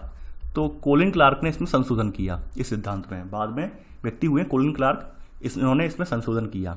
ठीक है, पहला पॉइंट आपका ये हो गया। देखिए ये जो सिद्धांत है बेसिकली इससे हमें जनसंख्या के पूर्वानुमान का पता लग जाता है कि भाई जनसंख्या भविष्य में कितनी रहेगी। यह सिद्धांत ये कहता है कि भाई जब जनसंख्या कम पढ़ी लिखी होती है, यानी कि जनसंख्या में शिक्षा दर जब कम होती है तो जनसंख्या प्रजनन बहुत ज़्यादा करती है। यानी जब जनसंख्या पढ़ी लिखी नहीं होती है या जनसंख्या ग्रामीण होती है उस समय प्रजनन दर बहुत ज़्यादा होती है। जैसे ही जनसंख्या शिक्षित हो जाती है, जैसे ही जनसंख्या नगरीकृत हो जाती है, जनसंख्या की प्रजनन दर कम हो जाती है। ठीक है, और मृत्यु दर जो होती है वो भी कम हो जाती है। ये सिद्धांत ये बताता है। यानी कहने का मतलब सीधा सिद्धांत जो प्रतिपादित किया गया है वो एजुकेशन बेस्ड है। यानी कि ये मानता है कि अगर शिक्षित व्यक्ति हो जाएगा, व्यक्ति डेवलप्ड हो जाएगा, विकसित हो जाएगा, यकीन मानिए व्यक्ति जो है कहीं ना कहीं जनसंख्या के प्रति सोचने लगेगा और जनसंख्या को नियंत्रित कर लेगा। इसका ऐसा यहाँ पर उद्देश्य है, इस सिद्धांत का ऐसा यहाँ पर मानना है। तो यहाँ पर आप इस सिद्धांत के बारे में कुछ मूल बातें वो लिख लेना हम। ठीक है, सेकंड पॉइंट यहाँ पर, यह सिद्धांत हमें बताता है कि जैसे ही समाज ग्रामीण, खेतिहर और अशिक्षित अवस्था से उन्नति करके नगरीय, औद्योगिक और साक्षर बनता है तो किसी प्रदेश की जनसंख्या जो पहले जैसे उच्च जन्म यानी जैसे पहले जो आपका ग्रामीण समाज था या खेतिहर और अशिक्षित जो हमारे समाज था उसमें क्या था, उच्च जन्म हो रहा था, यानी बहुत ज़्यादा बच्चे जन्म ले रहे थे। और वहाँ पर चूंकि वहाँ तकनीकी संसाधन इतने ज़्यादा नहीं थे तो मृत्यु दर भी वहाँ पे बहुत ज़्यादा थी। ठीक है। अब जैसे ही वो उन्नत हो जाएगा तो क्या होगा, यहाँ पर लोग बच्चे ज़्यादा नहीं पैदा करेंगे, यानी यहाँ पर निम्न जन्म होगा। इसके अलावा हम तकनीकी संसाधन विकसित कर लेंगे तो मृत्यु दर भी कम हो जाएगी, हमारे यहाँ निम्न मृत्यु होगी, ठीक है। कहीं ना कहीं जनसंख्या सीमित हो जाएगी। तो ये सेकंड पॉइंट यही कहता है कि यह सिद्धांत हमें बताता है कि जैसे ही समाज ग्रामीण, खेतिहर और अशिक्षित अवस्था से उन्नत करके नगरीय, औद्योगिक और साक्षर बनता है तो किसी प्रदेश की जनसंख्या उच्च जन्म और उच्च मृत्यु दर से निम्न जन्म और निम्न मृत्यु में परिवर्तित होती है। और ये जो परिवर्तन है ये वास्तव में अवस्थाओं में होते हैं, जिन्हें हम सामान्य रूप से जननांकीय चक्र के रूप में इन्हें हम जानते हैं या जाना जाता है। अब देखिए इनकी 3 अवस्थाएं, सिद्धांत की 3 मॉडल हैं, वो हम लिख लेंगे, वो हमारे लिए इंपॉर्टेंट है, ठीक है। 3 मॉडल बताए गए हैं कैसे कैसे यहाँ पर पहली अवस्था में क्या होता है, दूसरी अवस्था में क्या होता है, तीसरी अवस्था में क्या होता है, ठीक है, ये बताया गया है। देखिए चार्ट बनाया गया है कि पहली अवस्था में कौन से देश हैं। बांग्लादेश, वर्षावन, आदिवासी पहली अवस्था में है, यानी यहाँ पर बहुत ज़्यादा जो है लोग प्रजनन कर रहे हैं, बहुत ज़्यादा बच्चों की मृत्यु हो रही है। दूसरी अवस्था में जन्म दर तो हाई है, लेकिन हाई होने के साथ साथ एक स्थिति ऐसी आ जाती है जन्म दर नीचे आ रही है, साथ ही साथ मृत्यु दर पहले हाई रहती है, फिर मृत्यु दर बाद में नीचे आ जाती है, ठीक है। वहीं तीसरी अवस्था में जन्म दर और मृत्यु दर दोनों एकदम यहाँ पर स्थिर हो गई हैं, स्थायित्व आ गया है, जैसे कनाडा, जापान, USA, ठीक है। ये बताया गया है, ये चार्ट दिखाया गया है, चार्ट बनाना नहीं है यहाँ पर, केवल अब आप इसका सिद्धांत लिखेंगे, सिद्धांत कैसे चल रहा है ये। तो अब यहाँ पर सेकंड पॉइंट लिख लेना आप यहाँ पर, ठीक है, यहाँ पर सेकंड पॉइंट लिख लेना, यानी यह सिद्धांत 3 अवस्थाओं वाले मॉडल की व्याख्या करता है, यानी यह सिद्धांत जो है 3 अवस्थाओं वाला जो मॉडल है इसकी व्याख्या करता है। अब पहला मॉडल इसका जो है वो क्या कह रहा है, प्रथम इसका जो मॉडल है इस सिद्धांत का वो क्या कह रहा है, प्रथम अवस्था क्या कह रही है। प्रथम अवस्था का ये कहना है कि इस समय प्रजननशीलता जो लोगों की होती है, प्रजनन करने की क्षमता जो होती है वो उच्च होती है, और उस समय जो मोर्टेल यानी कि जो मर्त्यता है, लोग मरने वाले लोग होते हैं, वो भी मर्त्यता भी बहुत ज़्यादा होती है, क्योंकि लोग क्या है, लोग महामारियों और भोजन की अनिश्चित आपूर्ति से होने वाली मृत्युओं की क्षतिपूर्ति पर कैसे करते हैं, और ज़्यादा जो है पैदावार करके और ज़्यादा बच्चे पैदा करके। यानी कि उस समय लोगों के पास तकनीकी ज्ञान तो होता नहीं है, लोगों के पास शिक्षा तो होती नहीं है, तो ऐसे में लोग क्या करते हैं, जैसे जैसे जितने बच्चे मरते जाते हैं उतनी बच्चे पैदा करते जाते हैं। जैसे आपने पूरे पुराने समाजों में देखा भी होगा, आज से 50 साल पहले के जो पीरियड है, तो वहाँ देखा होगा एक माँ बाप के जो है 7-7, 8-8 बच्चे से कम होते ही नहीं थे, ठीक है। उनमें से काफ़ी बच्चे बताते हुए हैं, जैसे हमारे पूर्वज बताते हैं, आपने सुना होगा आसपास कि हमारे 5 बच्चे पहले मर चुके थे, 4 बच्चे ऐसे मर चुके थे, फिर भी उनके 8-8 बच्चे और होते हैं। वो ये सोचते हैं कि जितने बच्चे मर रहे हैं उतने हमारे पैदा भी तो हो रहे हैं, यानी कि वो मरने वालों बच्चों की संख्या कंट्रोल करने के लिए बच्चे पैदा करते जाते हैं, ठीक है, इस स्टेज पर, पहली फेज पर, ठीक है। तो यहाँ पर आप लिख लेना, इसमें पहला सब पॉइंट प्रथम अवस्था यहाँ से लेकर यहाँ तक आप नोट कर लेना, ठीक है। अब देखिए इसमें क्या है कि भाई लोग बच्चे तो पैदा कर रहे हैं, लेकिन उनके शिक्षा के बारे में, स्वास्थ्य के बारे में सोच नहीं पाते हैं, ना ही उनके पास कोई तकनीकी वगैरह है। तो यहाँ पर वही बताया गया कि जीवन प्रत्याशा निम्न होती है, ठीक है। इसके अलावा यहाँ पर जो अधिकांश लोग हैं, इसका पहले सब पॉइंट का ए सब पॉइंट है, वो भी अशिक्षित होते हैं और उनके प्रौद्योगिकी स्तर निम्न होते हैं। प्रौद्योगिकी स्तर मतलब ये टेक्नोलॉजी नहीं होती है इनके पास, संसाधन नहीं होते हैं ज़्यादा इनके पास, ठीक है। अब ये बताया गया है 20 सब पॉइंट में कि भाई 200 साल पहले सारे जो देश हैं आपके वो इसी अवस्था से गुजरे हैं, ठीक है। 200 साल पहले, आज से 200 साल पहले जो सभी देश हैं वो इसी अवस्था में थे, वहाँ पर प्रजननशीलता उच्च थी, यानी कि डेथ रेट वहाँ पर जो था वो भी बहुत उच्च था, ठीक है। ये आपने लिख लिया होगा। अब देखिए द्वितीय अवस्था में आ जाते हैं हम, यानी कि सेकंड सब पॉइंट आपका जो है इसका, आपका थर्ड का, ये कहती है कि भाई द्वितीय अवस्था के प्रारंभ में क्या होता है, प्रजननशीलता तो यहाँ पर ऊंची होती है, लेकिन किंतु समय के साथ ये घटती जाती है। द्वितीय अवस्था में आप देखेंगे प्रजननशीलता शुरुआत में तो ऊंची है, लेकिन समय के साथ साथ क्या होता है, एकदम नीचे, एकदम लो होती चली जा रही, घट जा रही है समय के साथ साथ, ठीक है। यानी इसलिए लिख लेना आप कि द्वितीय अवस्था के प्रारंभ में प्रजननशीलता ऊंची, किंतु समय के साथ घटती जाती है, ठीक है। वहीं अगर हम बात करें कि यहाँ पर क्या होता है कि सेकंड अवस्था में आने पर कुछ देश अपने यहाँ स्वास्थ्य में क्रांति वगैरह ले आते हैं, स्वास्थ्य सेवाओं पर ध्यान देते हैं। तो ऐसे में स्वास्थ्य सेवाओं पर ध्यान देने की वजह से क्या होती है, जो डेथ रेट है, मर्त्यता है, उसमें भी कमी आ जाती है। तो यहाँ पर लिख लेना आप कि स्वास्थ्य संबंधी दशाओं व स्वच्छता में सुधार के साथ मर्त्यता यानी मृत्यु दर में कमी आती है, ठीक है। इसी में लिख लेना, आगे बढ़ के इसी में ही, ठीक है। इस कारण जनसंख्या में होने वाला शुद्ध योग उच्च होता है, यानी कि ऐसे करके वहां पर हम देखेंगे ऊपर से प्रजनन तो अच्छा खासा कर ही रहे हैं सेकंड स्टेज में लोग, और ऊपर से वहां पर स्वास्थ्य सेवाएं मौजूद हो गई हैं। तो स्वास्थ्य सेवाएं मौजूद होने की वजह से एक तो बच्चे बहुत ज़्यादा जन्म ले रहे हैं, दूसरी बात यह है बच्चे मर भी नहीं रहे हैं, यानी लोग मर भी नहीं रहे हैं। तो ऐसे में क्या होगा, जनसंख्या बढ़ती चली जाती है, सेकंड स्टेज पर जनसंख्या बढ़ती चली जाती है। अब वहीं आ जाती है तीसरी स्टेज, थर्ड स्टेज, अंतिम अवस्था। अंतिम अवस्था में क्या होता है, देखिए अंतिम अवस्था में प्रजननशीलता और मर्त्यता दोनों अधिक घट जाती हैं। यानी कि अंतिम अवस्था में क्या होता है, प्रजननशीलता भी घट गई, लोग अब इतने ज़्यादा बच्चे पैदा नहीं कर रहे हैं, ऊपर से जो डेथ रेट है वो भी कम हो गया। ठीक है, डेथ रेट, अब मृत्यु भी इतनी ज़्यादा नहीं हो रही है। ठीक है, तो यहाँ पे बताया गया जनसंख्या या तो स्थिर हो जाती है या फिर मंद गति से बढ़ती है। और ये ऐसा होता क्यों है, क्योंकि लोग शिक्षित हो जाते हैं, नगरीकृत हो जाते हैं। इसके बारे में आपने सेकंड पॉइंट में पहले जिक्र कर लिया। तो ये सिद्धांत ऐसा कुछ बताता है। ठीक है, तो आपने ये सिद्धांत नोट कर लिया। अब देखिए, अब बात करते हैं जनसंख्या नियंत्रण के उपाय। देखिए ये जो टॉपिक हैं, इन टॉपिकों के बारे में मैं ज़्यादा यहाँ पर क्यों नहीं बोल रहा हूँ, इसलिए नहीं बोल रहा हूँ क्योंकि आप बचपन से 6, 7, 8 से जब से आपने होश संभाला होगा, आपने जनसंख्या के बारे में पढ़ा होगा। क्लास 6 से लेकर आपने 9, 10, 11, 12 में निबंध लिखने के लिए आए होंगे आपके कि भाई जनसंख्या वृद्धि दर के ऊपर निबंध लिखिए, ये बताइए, 4 लाइन लिखिए यहाँ पर ऐसे करके। तो आप इसके बारे में बहुत अच्छे से जानते हैं, क्यों बढ़ रही है, क्या रीजन है, क्या क्या है, वो मैं डिटेल में इसलिए नहीं बता रहा हूँ यहाँ पर। ठीक है, वरना लेक्चर देने के लिए इस पर जनसंख्या वृद्धि दर पर 2 घंटे का लेक्चर भी कम पड़ जाएगा। ठीक है, अब जनसंख्या नियंत्रण के उपाय क्या क्या हैं, सबसे पहले उपायों की बात करते हैं, किसके जरिए हम जनसंख्या को हम नियंत्रित कर सकते हैं, वो हम उपाय देखेंगे हम। ठीक है, उन उपायों की यहाँ पर बात होगी। देखिए आप लोग ये बात तो जानते हैं कि नगरीकृत जनसंख्या में जो बच्चे कम पैदा क्यों होते हैं, उसके कुछ और रीजन भी होते हैं। रीजन अगर हम सोचें, थोड़ा हम अपना बौद्धिक लेवल, हाई लेवल का ही अगर बनाएं, उच्च लेवल की दृष्टि से सोचें, तो हम ये पाएंगे कि नगरीकृत क्षेत्रों में बच्चे क्यों नहीं होते हैं। देखिए एक रीजन तो वही होगी भाई कि हमारे दो वाला अप्रोच आ जाती है। लोगों को लगता है कि हमारे पास जो पैसा मौजूद है, हमारे पास संसाधन मौजूद है, वो जैसे हमारे पास है वैसे ही हमारे बच्चों को मिल जाए, वो तो एक अप्रोच आई जाती है।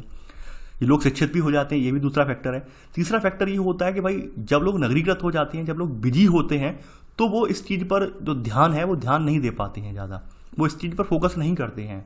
देखिए आपने देखा होगा प्राचीन समय में, आज से अगर 50 यानी 500, 100 साल, 50 साल पहले, उस समय क्या था कि उस समय जो मनोरंजन के साधन नहीं थे, यानी जो एंटरटेनमेंट जो लोग था, एंटरटेनमेंट के लोगों के साथ साधन नहीं थे, ना टीवी थी, ना फ्रिज था, या टीवी मोबाइल वगैरह कुछ भी नहीं था। ठीक है, तो ऐसे में लोग जो था, जो यौन क्रीड़ा जो हम बोलते हैं, यानी कि यौन सुख या यौन क्रीड़ा जो बोलते हैं, वो उसी में संलिप्त रहते थे। अगर हम थोड़ा राजा महाराजा वाले समय में चले जाएं, आज से अगर 500 साल या 250-300 साल पहले चले जाएं, तो वहाँ पर भी आप देखेंगे कि एक राजा के 5-5, 10-10 रानियाँ होती थी, दासियाँ होती थी तमाम।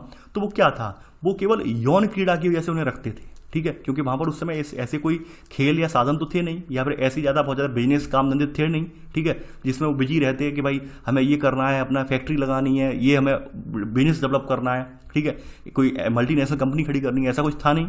तो वो लोग उस समय उसी में संलिप्त रहते थे। इस वजह से वहाँ पर आप देखेंगे जनसंख्या उस समय बढ़ती चली जाती थी। ठीक है, ये एक रीजन था। इस रीजन के बारे में अगर आप थोड़ा अच्छी स्टैंडर्ड बुक में देखेंगे तो ये रीजन बताया गया है आपको। वहीं 9, 10 में देखने को नहीं मिलेगा, क्योंकि मैंने आपको पहले ही बोल दिया है कि ये उच्च लेवल से अगर आप सोचें तो आपको समझ में आ जाएगा। आज के समय में क्या हुआ है कि भाई नगरीकृत जनसंख्या हो गई है, जो है यहाँ पर तमाम संसाधन मौजूद हैं, यानी कि लोग अब इस चीज़ पर इतना फोकस नहीं कर पाते हैं, यौन क्रीड़ा पर इतना फोकस नहीं करते हैं। अब लोगों के पास बहुत सारा काम भी है, बहुत सारा वर्क भी है। ठीक है, तो इस वजह से भी अब यहाँ पर जनसंख्या वृद्धि दर जो है वो नियंत्रित आप देख रहे होंगे। ठीक है, कम होती जा रही है। वो अलग बात है, आपको लग रहा है कि भाई ये जनसंख्या बढ़ रही है, लेकिन जो कुछ विशेषज्ञ हैं, विशेषज्ञ ये मानते हैं कि भाई सन 2100 तक हमारे यहाँ जनसंख्या, भारत की जनसंख्या अभी की तुलना में कम रह जाएगी। वो ऐसा मानते हैं। ऐसा इसलिए मानते हैं कि भारत अगर विकसित हो जाएगा तो विकसित होने पर यहाँ की जनसंख्या जो है अपने आप लोग कम करने लगेंगे। ठीक है, ऐसा लोगों का मानना है, ऐसा कुछ विशेषज्ञों का मानना भी है। तो बात करते हैं नियंत्रण के उपाय। नियंत्रण के उपाय में वही है, परिवार नियोजन, परिवार की प्लानिंग होनी चाहिए। हम दो हमारे 10 या हम दो हमारे 4 वाली नहीं होनी चाहिए। ठीक है, पहली बार परिवार नियोजन होना चाहिए। दूसरी बार प्रचार, यानी जनसंख्या जो जनसंख्या वृद्धि है, इसके दुष्परिणामों के बारे में लोगों को प्रचार करें, लोगों को बताएं कि भाई जनसंख्या अगर वृद्धि होगी तो आपके आर्थिक साधन नहीं बढ़ेंगे, बल्कि आपके ऊपर बोझ बढ़ेगा, आपके ऊपर उत्तरदायित्व बढ़ते चले जाएंगे, और बच्चों को बेहतर स्वास्थ्य शिक्षा भी नहीं मिल पाएगी। तो लोगों के अंदर प्रचार करें, जनसंख्या वृद्धि के दुष्परिणामों को बताएं। इसके अलावा जो गर्भ निरोधक वगैरह हैं, इनकी सुगम उपलब्धता, आप सब लोग जानते हैं गर्भ निरोधक क्या होता है, जैसे कॉन्डोम वगैरह हुआ। इसके अलावा जो कॉन्ट्रासेप्टिव पिल्स वगैरह होती हैं, ठीक है, तो ये सब की उपलब्धता जो होती है, गर्भ निरोधक गोलियां वगैरह जो होती हैं, ठीक है, ये प्रोवाइड अब तो सरकारी अस्पतालों में गवर्नमेंट स्कीम भी चला रही है। ठीक है, गवर्नमेंट जो है तमाम योजनाएं भी चलाती है। तो ये सब चीज़ें जो है, आप जैसे कहीं गवर्नमेंट हॉस्पिटल में जाते होंगे, लिखे भी देखते होंगे, तमाम जो दीवारें वगैरह होती हैं वहाँ पर लिखा होता होगा, ठीक है, कि भाई परिवार नियोजन करवाएं, ठीक है, नसबंदी वगैरह करवाएं। तो इसलिए लिखा होता है कि कहीं ना कहीं जनसंख्या को रोका जाए। इसके अलावा एक कारण और है, यहाँ पे बताया गया है कि बड़े परिवारों के लिए कर निरुत्साहक उपाय। कर निरुत्साहक का मतलब ये है कि आपने देखा होगा अभी हमारी कुछ सरकारें क्या होती हैं, सब्सिडी प्रदान करती हैं, हर चीज़ पे क्या दे दिया, सब्सिडी दे दी, हर चीज़ पे छूट दे दी। तो ऐसा किया जाए जिस परिवार में ज़्यादा बच्चे हों हम उसे सब्सिडी, छूट वगैरह या फिर करों में छूट देना बंद कर दें, उससे हम कर अतिरिक्त कर वसूलें। तो ऐसे में लोग डर की वजह से जो है जनसंख्या पर लगाम लगाना से स्टार्ट कर दें, और कहीं ना कहीं करना पड़ेगा आगे चलकर। तो ऐसे कुछ प्रावधान हैं जिनके जरिए हम जनसंख्या को नियंत्रित कर सकते हैं। तो आप यहाँ पर पहला पॉइंट ये लिख लेना, पहला पॉइंट यहाँ पे लिख लेना, परिवार नियोजन, प्रचार, गर्भ निरोधक की सुगमता, और यहाँ से लेकर यानी परिवार नियोजन, यहाँ से लेकर ये यहाँ तक पहला पॉइंट आप नोट कर लेना।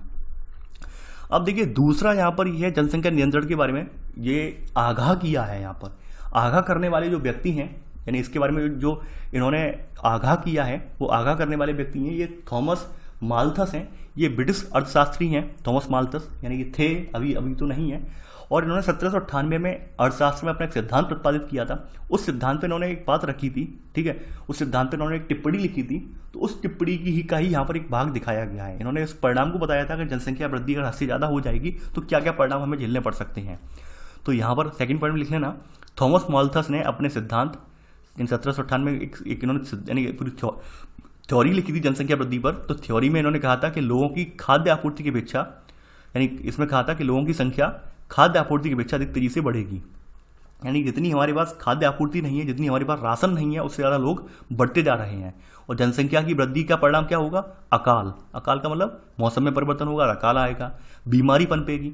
इसके अलावा लोग आपस में लूटमार करेंगे। संसाधन जब होंगे नहीं तो संसाधनों को पहुंच बनाने के लिए, संसाधनों को पाने के लिए लोग आपस में लूटमार करेंगे, इससे युद्ध वगैरह होंगे। इससे क्या होगा, और इसमें अचानक गिरावट के रूप में सामने आएगा। ठीक है, यहाँ पे बताया गया जनसंख्या में वृद्धि का परिणाम अकाल, बीमारी तथा युद्ध द्वारा इसमें अचानक गिरावट के रूप में सामने आएगा। यानी कि यहाँ पर एक स्थिति ये आ जाएगी कि जनसंख्या में अचानक एकदम गिरावट दिखने को मिलेगी। आप सभी लोग जानते होंगे आज हम सब, पूरी दुनिया जो है कहीं ना कहीं चिंगारी के ढेर पर बैठी हुई है। ठीक है, सॉरी बारूद के ढेर पर बैठी हुई है। यहाँ पर एक चिंगारी मात्र लगाना काफ़ी है। यानी आज आपके सभी देशों के पास परमाणु हथियार हैं, और परमाणु हथियार मान लीजिए 1 घंटे के लिए भी चल गए तो पूरी दुनिया जो है, पूरी दुनिया में तहस नहस हो जाएगी, यानी पूरी दुनिया की आबादी मिट जाएगी। इतने ज़्यादा यहाँ पर परमाणु हथियार हमारे यहाँ मौजूद हैं पृथ्वी पर, ये बात आप जानते हैं। तो ऐसे अगर मान लीजिए युद्ध हो जाते हैं, ऐसे अगर कोई विश्व युद्ध वगैरह हो जाते हैं तो ऐसे में जनसंख्या यहाँ पर अपने आप कम भी हो जाएगी। ये इन्होंने इस अपने सिद्धांत में, अपनी थ्योरी में ये बात कही है। तो चलिए इसी के साथ आपका ये अध्याय पूर्ण हो जाता है। मेरी आशा यही रहती है कि आप लोगों को प्रॉपर में लेक्चर मिले। देखिए आप लोगों से सबसे जो गुजारिश यही है कि आप लोग वीडियो को लाइक शेयर करते रहिए। आप लोग वीडियो को लाइक शेयर नहीं करते हैं, तमाम नए अभ्यर्थी हैं वो जुड़ नहीं पा रहे हैं, सबसे बड़ी समस्या ये है। और जब वो जुड़ेंगे तो लास्ट में आके जुड़ेंगे, तो लास्ट में आके जुड़ने पर अपने जो डाउट्स होते हैं वो रखते हैं, तब मैं वहाँ पर उनको उनका रिप्लाई नहीं दे पाता हूँ। साथ के साथ लोग जुड़ेंगे तो फ़ायदा ये रहता है कि भाई आपके कोई डाउट्स होते हैं तो मैं तत्काल में जो है वो क्लियर कर देता हूं। लेकिन जो लास्ट में जुड़ते हैं, यानी कि जो वीडियो जैसे जैसे पुरानी हो जाएगी, 2 साल या 3 साल बाद कोई व्यक्ति ये वीडियो देखेगा और इस वीडियो से रिलेटेड कोई क्वेश्चन पूछेगा तो वहां पर मैं आंसर नहीं दे पाऊंगा, असमर्थ होऊंगा, क्योंकि मुझे नहीं पता कि भाई मैंने यहाँ पर इसमें सब्जेक्ट के अलावा कौन सी और बात बोली होगी, मुझे नहीं पता 2 साल बाद। अभी तो मुझे याद रहता है कि 3-4 दिन के उसमें कि भाई हमें आज इस सब्जेक्ट में, इस वीडियो में मैंने ये लाइनें और एक्स्ट्रा बोली हैं, और कोई उसने किसी व्यक्ति ने इस लाइन से रिलेटेड क्वेश्चन पूछा है तो उसका आंसर भी दे देता हूँ। तो आप लोग वीडियो को सबसे ज़्यादा लाइक शेयर करते रहा करिए। देखिए ये भी करने में आपको अगर आपत्ति हो रही है तो यकीन मानिए आप फिर मेरे प्रति निष्ठावान नहीं है। इतना तो आप दायित्व निभाइए। मैं आपके लिए जब इतना कर रहा हूँ तो आप इतना तो कर सकते हैं कि भाई वीडियो को ज़्यादा से ज़्यादा लोगों तक पहुँचाएं। तो चलिए आज के लिए इतना ही। आई होप आपको लेक्चर पसंद आया होगा। तो थैंक्स फॉर वॉचिंग। जय हिंद।